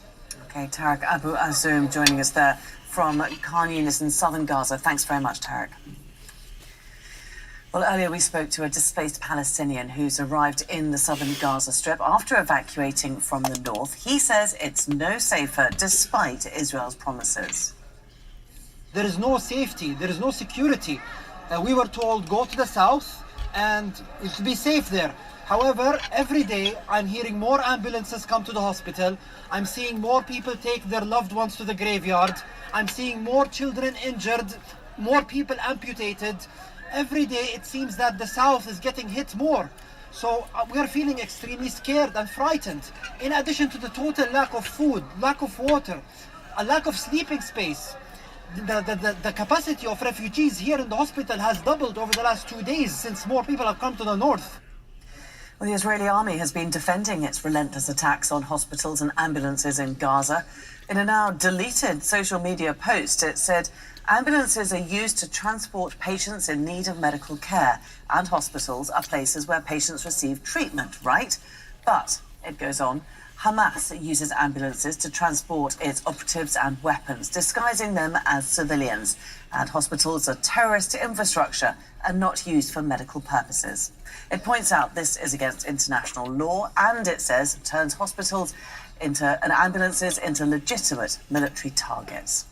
Wow. Diana Bhuttu is a Palestinian lawyer and former legal advisor to the Palestine Liberation Organization. She says Israel has made similar allegations before, but has never been able to prove them. No the Israeli army has been dying to try to make things that are otherwise illegal, to try to turn them into legal. And we all know that it is illegal to hit hospitals, it is illegal to hit ambulances, it is illegal to deny care to the sick and to the wounded. And Israel persists because it can. And I think it's very important for us to put this in its proper context. These same allegations were made in 2008 and 2009, again in 2012, again in 2014. They have never been proven. And what we do know is that Palestinian doctors, international doctors, doctors from international organizations, everybody has come out and said that this is actually not being used for any military purposes, and therefore it is illegal. Therefore, the onus is on Israel to prove that it's illegal. But even if it tries to do that, we have to bear in mind what Israel is doing. It's trying to commit genocide against Palestinians, and this is why it must be stopped now. The Qatari Reconstruction Committee's office in Gaza has been hit by an Israeli airstrike. Qatar's foreign ministry has reacted, saying in a statement, "We condemn in the strongest terms the Israeli occupation bombing of the headquarters of the Qatari Committee for the Reconstruction of Gaza. The bombing of the headquarters is an extension of the policy of targeting people, especially since the committee worked through its project to alleviate the suffering of the population in the Gaza Strip. They call on the Israeli occupation to stop providing flimsy justifications for targeting civilian objects, health facilities and civilians." The UN Agency for Palestinian Refugees is now warning that its operations in Gaza could shut down within 2 days. UNRWA's Gaza chief, Thomas White, wrote on X that the humanitarian operation will grind to a halt in the next 48 hours as no fuel is allowed to enter Gaza. He also added that 2 of their main water distribution contractors ceased working. They simply ran out of fuel, which will deny 200,000 people drinkable water. Across the world, United Nations flags are flying at half-mast to pay tribute to UN staff killed in the war on Gaza. A minute's silence has also been observed in their honour. The war has seen the highest number of UN personnel killed in a conflict in the history of the organisation. Rory Tallons reports. Some were killed queuing for bread, others died along with their families in their homes. Some were teachers, some were nurses, some doctors, administrators, engineers. All were employees of the UN They Agency were for queuing. Palestinian Refugees, UNRWA. And on Monday, UN flags around the world were lowered in tribute to them. This was the minute's silence in Geneva. Over the last month, 101 of our colleagues have lost their lives in Gaza. This is the highest number of aid workers killed in the history of our organization in such a short time. When Israel began bombing Gaza on October the 7th, tens of thousands of people sought shelter in the agency's facilities. More than 760,000 people are now sheltering in them, many in schools. The agency provides Israel GPS coordinates to all its locations. UNRWA says its schools and shelters are overcrowded. 60 have been damaged by Israeli attacks, and the agency cannot protect those facilities in the north of the Gaza Strip. And for its staff, the war on Gaza has been the worst crisis for the United Nations humanitarian workers in the organization's history. In fact, it's not even close. The next worst moment for the UN was a suicide bombing in Abuja, Nigeria, in 2011, killing 46, less than half the current Gaza total. UNRWA provides Palestinian refugees with education, health and social services, but it's long been under pressure. Israeli Prime Minister Benjamin Netanyahu wants it disbanded for allowing Palestinians to inherit refugee status from their fathers. This keeps alive their right to return to lands taken in 1948. And in 2018, President Donald Trump cut US funding for UNRWA, plunging it into financial crisis. But nothing compares to the carnage of recent weeks. UNRWA and others are party to evidence. These attacks are happening inside UNRWA installations. 60 have been impacted, and just yesterday an UNRWA guest house in Rafah was hit only an hour and a half after international staff members left. So that evidence can be gathered, and the key question is what can happen, because we have prima facie evidence of potential war crimes, and that something has to happen. That has to turn into justice, and the key question for us is how that happens. Put plainly, what is happening to UNRWA's staff is the same as what's happening to the people of Gaza. Rory Challens, Al Jazeera. Let's bring in our senior political analyst now, Marwan Bashara. And Marwan, we've got the UN today remembering the terrible loss of life in Gaza, 101 of their employees, even as it remains polarised and paralysed at the top of the organisation, and it can't stop any of these deaths. No, as Secretary General Guterres said, they don't have the power and they don't have the money, but the only thing they do have is the voice, and they are now more than before voicing their displeasure, if not their condemnation of what is going on. And clearly this manifestation, as it were, of the flag is a scream. It's more than a voice. It's really a scream of help as well. Thank you, Dave Campione. As a condemnation of the killing of their own staff. But the question that keeps coming to mind the last 5 weeks is, why is it that this little naughty state, Israel, can be in such grave violation of UN resolutions, UN security resolutions, can be in grave violation of international law, can attack the UN Secretary General personally for making a speech saying none of this could happen in a vacuum, as if the response is this could happen in a vacuum. So, and then the killing of the UN staff, and so on and so forth, and then making all these aggressive, apprehensive attacks on the UN and its staff. It begs the question in the end: shouldn't it be censured? Shouldn't it be frozen or something? Shouldn't the UN take certain measures about a country that is an affront not only to its soul and spirit, but it's also an enemy of its own staff? Exactly. Well, an extension of that is, why does the US support it wholeheartedly? Of course, the US has the politics and the policy and the strategy. The politics, of course, now it's a scandal around the world how lobbies in Washington tend to influence politics and especially foreign policy. And the Israel lobby, which should be distinguished from a Jewish lobby, the Israel lobby in Washington, which is a combination of evangelical Christians, the military-industrial complex, as well as various radical Zionist organizations in America, all of them really have huge influence on decision-making, especially in Congress, but also on the White House. And then there is the idea that, Biden and others have sold to the American public that Israel is some kind of an aircraft carrier in the Mediterranean. That without Israel, if it didn't exist, we would have created Israel because it serves our interest.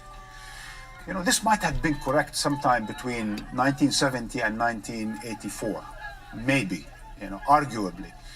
But certainly the past 30 or 40 years, Israel has been a burden, not an asset to the United States, which just the last 5 weeks, would have shown us that how much of a liability it has become.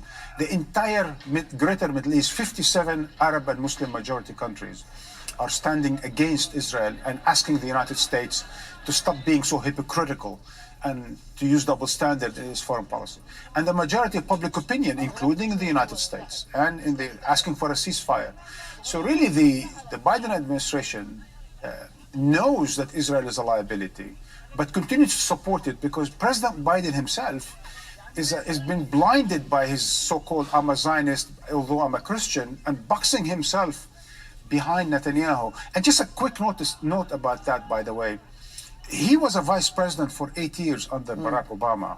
And Barack Obama spent his 8 years trying to decouple the mindset between the United States and Israel. Because the United States is a superpower.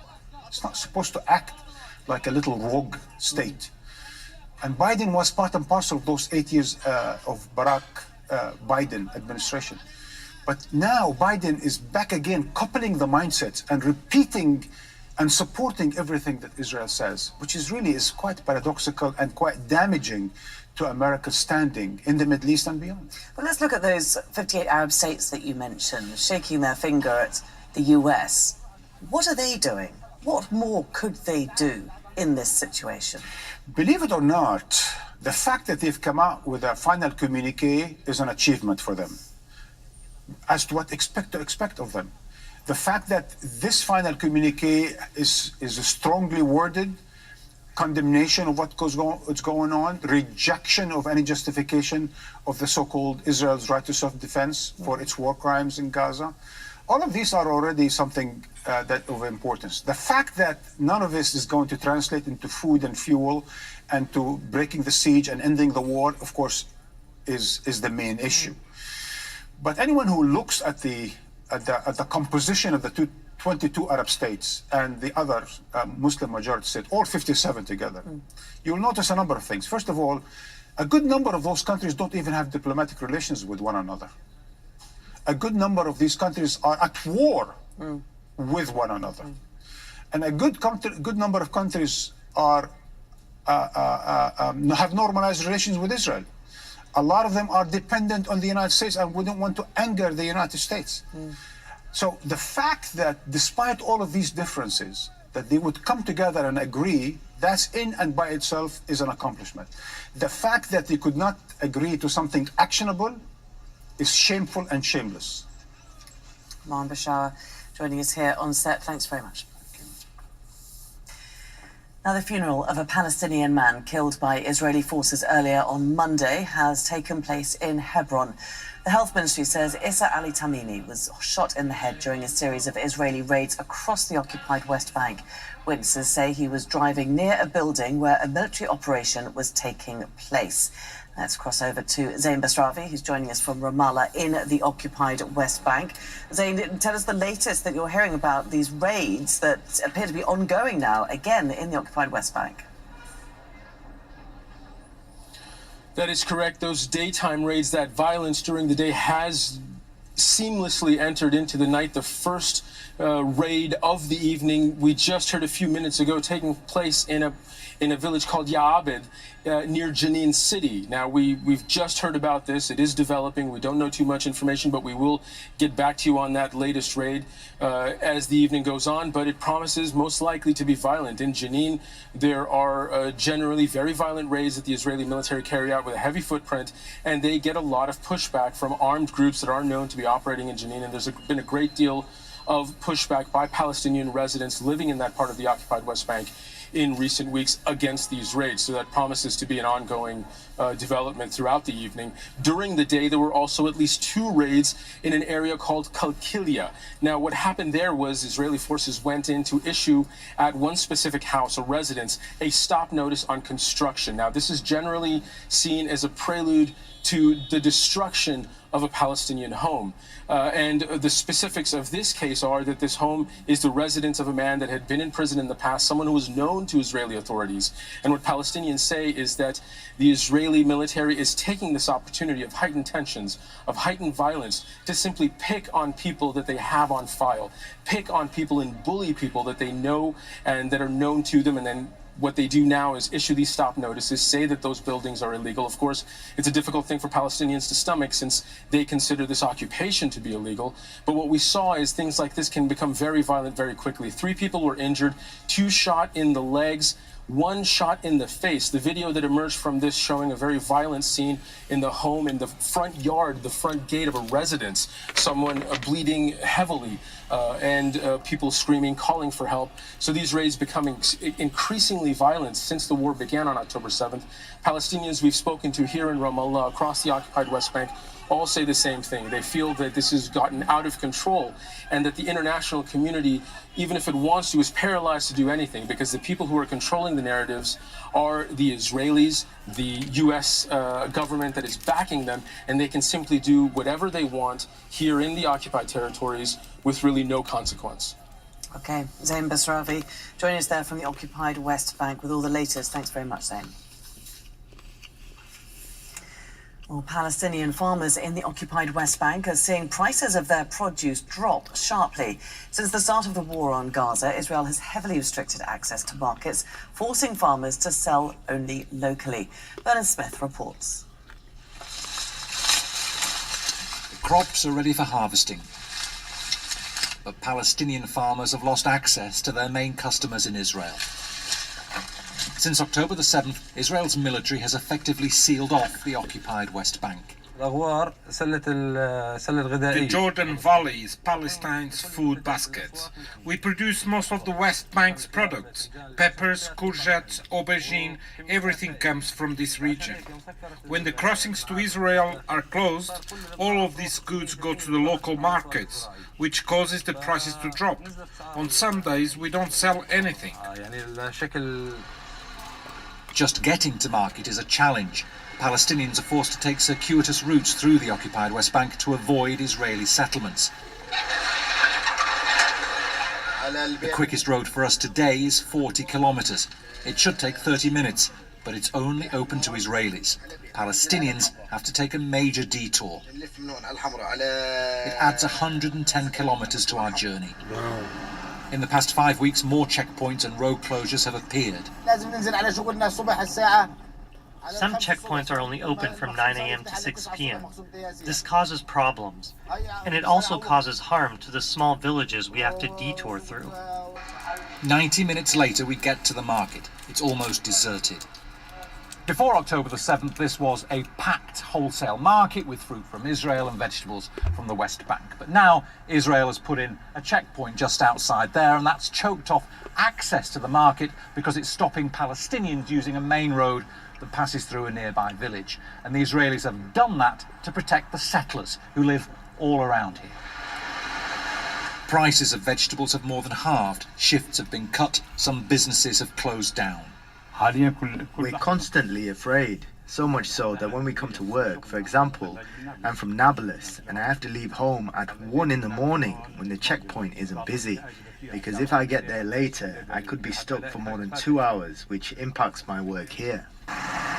As settlements expand and new ones appear, those waits at checkpoints get longer and longer, significantly disrupting businesses as well as the lives of the Palestinians forced to endure them.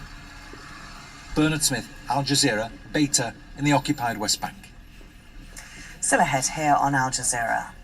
All I know is to be Palestinian is to always rep where you come from. Except when you're in line at the customs. From Gaza with love, we'll speak to a Palestinian artist who's using his music to raise awareness about what's happening in Gaza.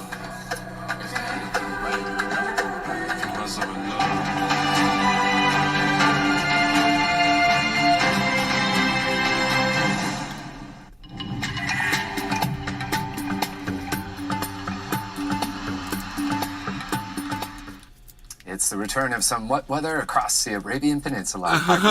Arabian Peninsula weather, I love it. Saudi Arabia starting to see a splash of some rain here. This area has seen flooding as of late. Certainly the risk of seeing some more. I think the wet weather will catch up to Kuwait by Wednesday. We look at the 3-day forecast.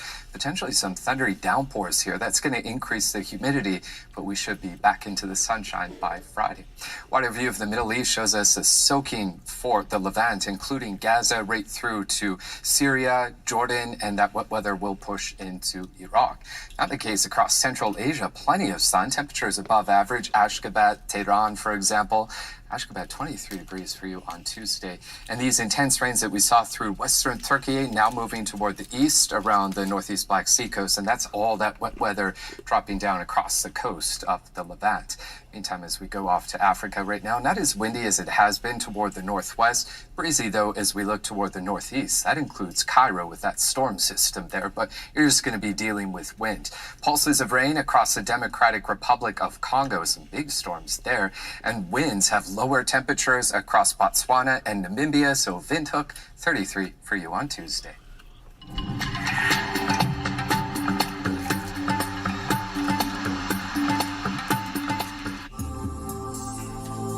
A house on this structure was actually destroyed in 2003, and the reason for that is that Fareh Hamid was actually convicted and sentenced to 7 life sentences for his part in the killing of Israeli soldiers.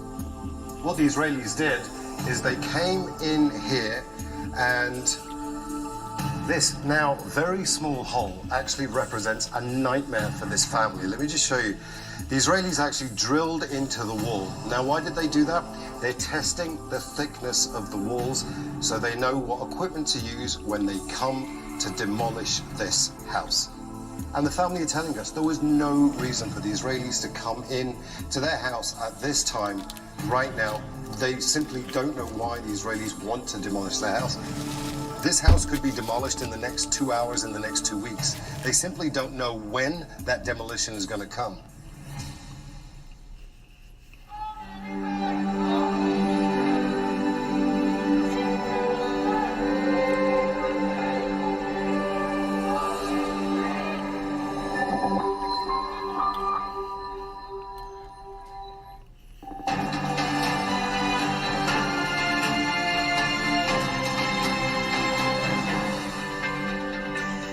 Again, you're watching Al Jazeera. Here's a reminder of our top stories this hour. Nearly all hospitals in Gaza City are out of service. The Palestinian Red Crescent says it was unable to reach patients from one hospital and evacuate them because of Israeli bombardment. The agency sent a convoy to Al-Quds Hospital but says it was forced to turn back. A residential building in Gaza's southern city of Khan Yunis has been hit, killing an entire family and wounding many others. Israel has told Palestinians to evacuate to the south, promising they would be safe. And the United Nations has held a moment of silence to commemorate the more than 100 UN workers killed in Gaza. Just a day ago, an UNRWA building in Gaza's southern coast was struck several times by the Israeli Navy. All 100 people In southern inside? Lebanon, Israeli airstrikes have hit near a convoy of journalists, injuring an I'm so Al Jazeera confused about that. cameraman. Does anybody know about the UN bombing? The group of journalists were travelling along the border near the Lebanese town of Yaoun. And separately, Israeli airstrikes have hit a residential area in the Lebanese village of Ain Nata. For weeks, the Lebanese armed group Hezbollah and Israeli military have been exchanging fire across the border. Zaina Hodder reports from southern Lebanon. Bint Jbeil is known as the capital of the resistance. It has symbolic importance to Hezbollah. Much of the town was heavily bombed during the Lebanese armed group's last war with Israel in 2006. Wow. But its fighters held their ground. Nearly 2 decades later, they're again at war. Bint Jbeil has not yet been caught in the crossfire, but the group's supporters believe Israel wants to expand the conflict. Israel doesn't hide its intentions. Of course, it would like to expand the ongoing war, but in the presence of Hezbollah's leader, Hassan Nasrallah, and our resistant fighters, we are not afraid. Not far is an active front line. along more than 100 kilometers of border, a few kilometers deep on each side. The cross-border fire is now in its second month, and Hezbollah is promising more of this, as long as Israel continues its war on Gaza. The group's leader, Hassan Nasrallah, has talked about increasing operations in terms of size, frequency, and the type of weapons, but making it clear this border will remain what he calls a support front for Gaza. Israel has been increasing its threats not just against Hezbollah, but Lebanon as a whole, with the defense minister promising to do to the Lebanese capital Beirut what it did to Gaza. The warring sides have been using tough rhetoric. Hezbollah has made it clear that the battleground will determine the course of the conflict. If Israel escalates, it will respond in kind. If they target civilians, Hezbollah will do the same. Despite the occasional strikes that have hit deeper into each other's territories, this still largely remains a war of attrition. That could change as Israel battles Hamas fighters in Gaza. Zana Khudr, Al Jazeera, Southern Lebanon. Well, let's now speak to Hamda Salhout, joins us from the occupied East Jerusalem. And Hamda, the situation has clearly escalated on the Israel-Lebanon border. What's the latest you're hearing?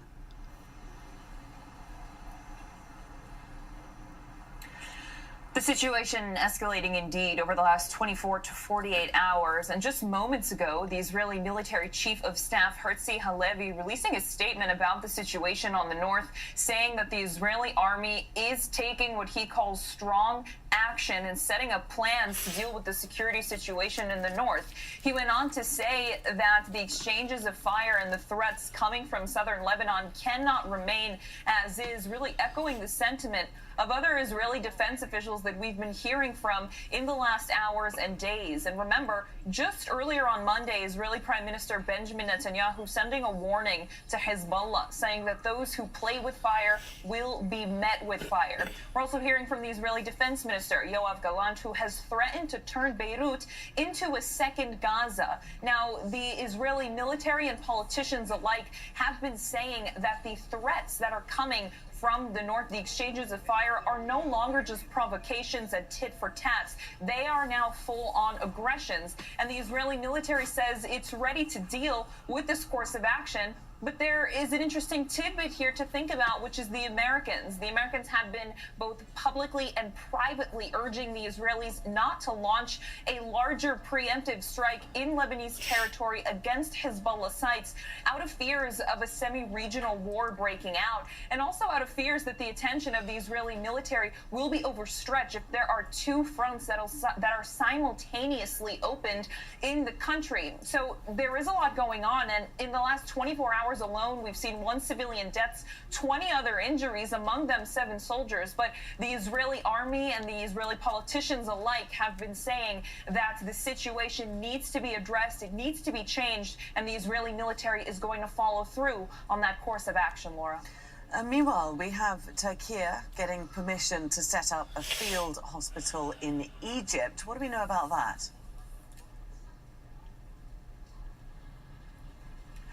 Well, Turkey sent a ship that docked in Egyptian waters around 40 kilometers away from the Rafah crossing. It's got enough material for about 8 field hospitals. We're talking about operating theaters, ambulances, medicines, any other type of medical equipment you would need to assist patients while setting up a field hospital. But the main issue here is going to be how do you get Palestinians from Gaza, not just from the north to the south, but how do you get them to cross through the Rafah crossing to these field hospitals? Now, Turkey has said that they're hoping to set up these hospitals quickly, and they have received approval from the Egyptian government to do so. But again, the issue remains is on how Palestinian patients are going to be transported to those field hospitals. And both Turkey and the Palestinians are hoping that it will become sooner rather than later because of the healthcare system collapse in the Gaza Strip. Okay, Hamda Salhout joining us there from occupied East Jerusalem. Thanks, Hamda. Now, music has been used around the world to raise awareness about the decades of Israeli occupation in This guy's Palestinian mustache is territory. funny. And none have done it better than musicians of Palestinian origin. Sam Levant is one such musician. Watch He's this using guy's his music mustache. to raise awareness about what's happening in Gaza. We'll talk to him shortly, but first, here's a snippet of his popular song from Here's Gaza a snippet with of him Love. stroking his stash. All I know is to be Palestinian is to always rep where you come from. Except when you're in line at the customs. Right there. Ah, that's so funny. From Gaza with love. From Gaza with love. From Gaza with love, baby. فلسطين عسنسان وبنت بلادي عجبان فضلكم يحكوا مش سامع. Continuez à parler, on vous entend.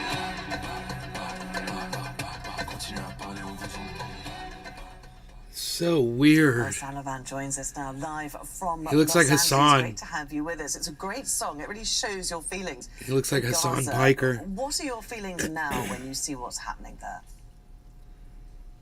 Sabah al-khair. Thank you for having me. The feelings, I think, is a collective feeling, especially coming from the diaspora, a collective feeling of despair.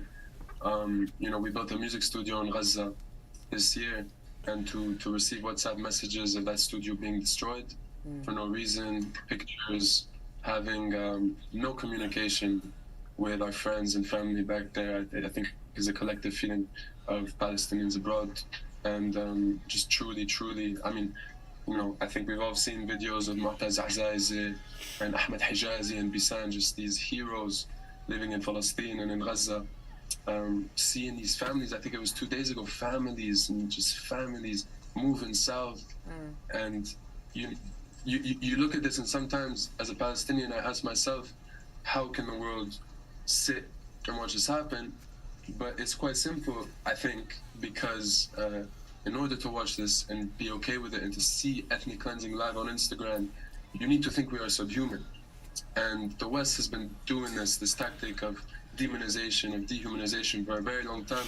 Right. My mother is French Algerian, and the French and the Algerians, the collective demonization of Arabs and Palestinians in Western media for the past 70 years is what leads us to the Israeli defense minister, for example, calling us human savages. Ben Shapiro saying things like Israelis like to build and Arabs like to live in open sewage and bomb stuff. When you see this kind of language, it's very deliberate, and deliberate in a way that makes it so that Palestinians are subhuman, and Israelis are able to justify the oppression that we go through. So it's just very despairing. And how do you use your music and the platform that you have to counter that portrayal? I think once again, the dehumanization of Palestinians, the deliberate demonization and dehumanization, what I've seen is music is a way to put a face, and to tell the stories of people that cannot tell their stories, these kids that live in Gaza, the children that do not have names and faces and stories that are not being told. You look at the stories of the Israeli hostages on Western media, and you ask yourself, are we not worthy of the same coverage, of the same love and care? And it's just truly astounding. You grew up That in dude's Gaza. music video What is are so your memories crazy. of the Gaza Strip? I grew up in Gaza. I only have, I grew up by the Oh, sea. that's hilarious. I had memories of, going fishing. My father built a hotel called the Dira, which is still there to this day. And, scents, smells. You also, obviously, I don't know if you can hear it right now, there's airplanes going by. The sound of drones is one that is ingrained in my memory forever. And I think the sound of drones for any person living in Gaza is a core memory that these people live through. And, And your hopes and dreams for the Palestinian people and for the people of Gaza in particular, what are they? I think He's wearing the I echo stupidest the shirt. sentiment of the Oh my Palestinian God. people when I say that we dream of a free Palestine, a liberated Palestine, and just to bring it back before I head off, let's say you take out Hamas out of the equation, and Israel does what supposedly it wants to do. Hamas no longer exists, etc. What do you call this place? This place is called the West Bank. The West Bank has over 500 checkpoints, Jewish-only roads. You know, Israeli settlers regularly go out and burn olive trees in masses. There's, I think, 500,000 of them there. So we dream of a free and liberated Palestine. Sam Levant, really good to speak to you. Thanks very much for taking the time to join us here on Al Jazeera. Well, thank you. Thank you. Still ahead, here on Al Jazeera, the UK Home Secretary Suella Braverman is sacked days after she accused police of favouring protesters supporting Palestine. I eat ice cream to feel alive, especially because I am scared at night, crammed into a UN school in the dark. I gotta use the bathroom, brother. I'll be right back. And Gaza's last operating ice cream shop brings some joy to children in the middle of war.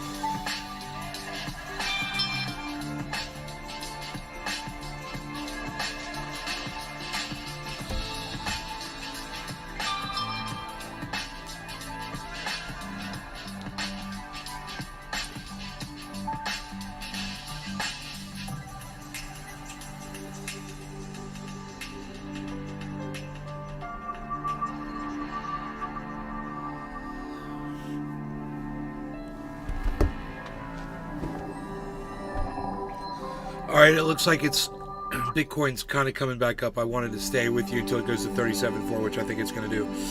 But I'm going to go, guys. I will see you guys on the next show. Thanks for watching. Take care. Thanks to Pinoy. Thanks, everybody. Bye.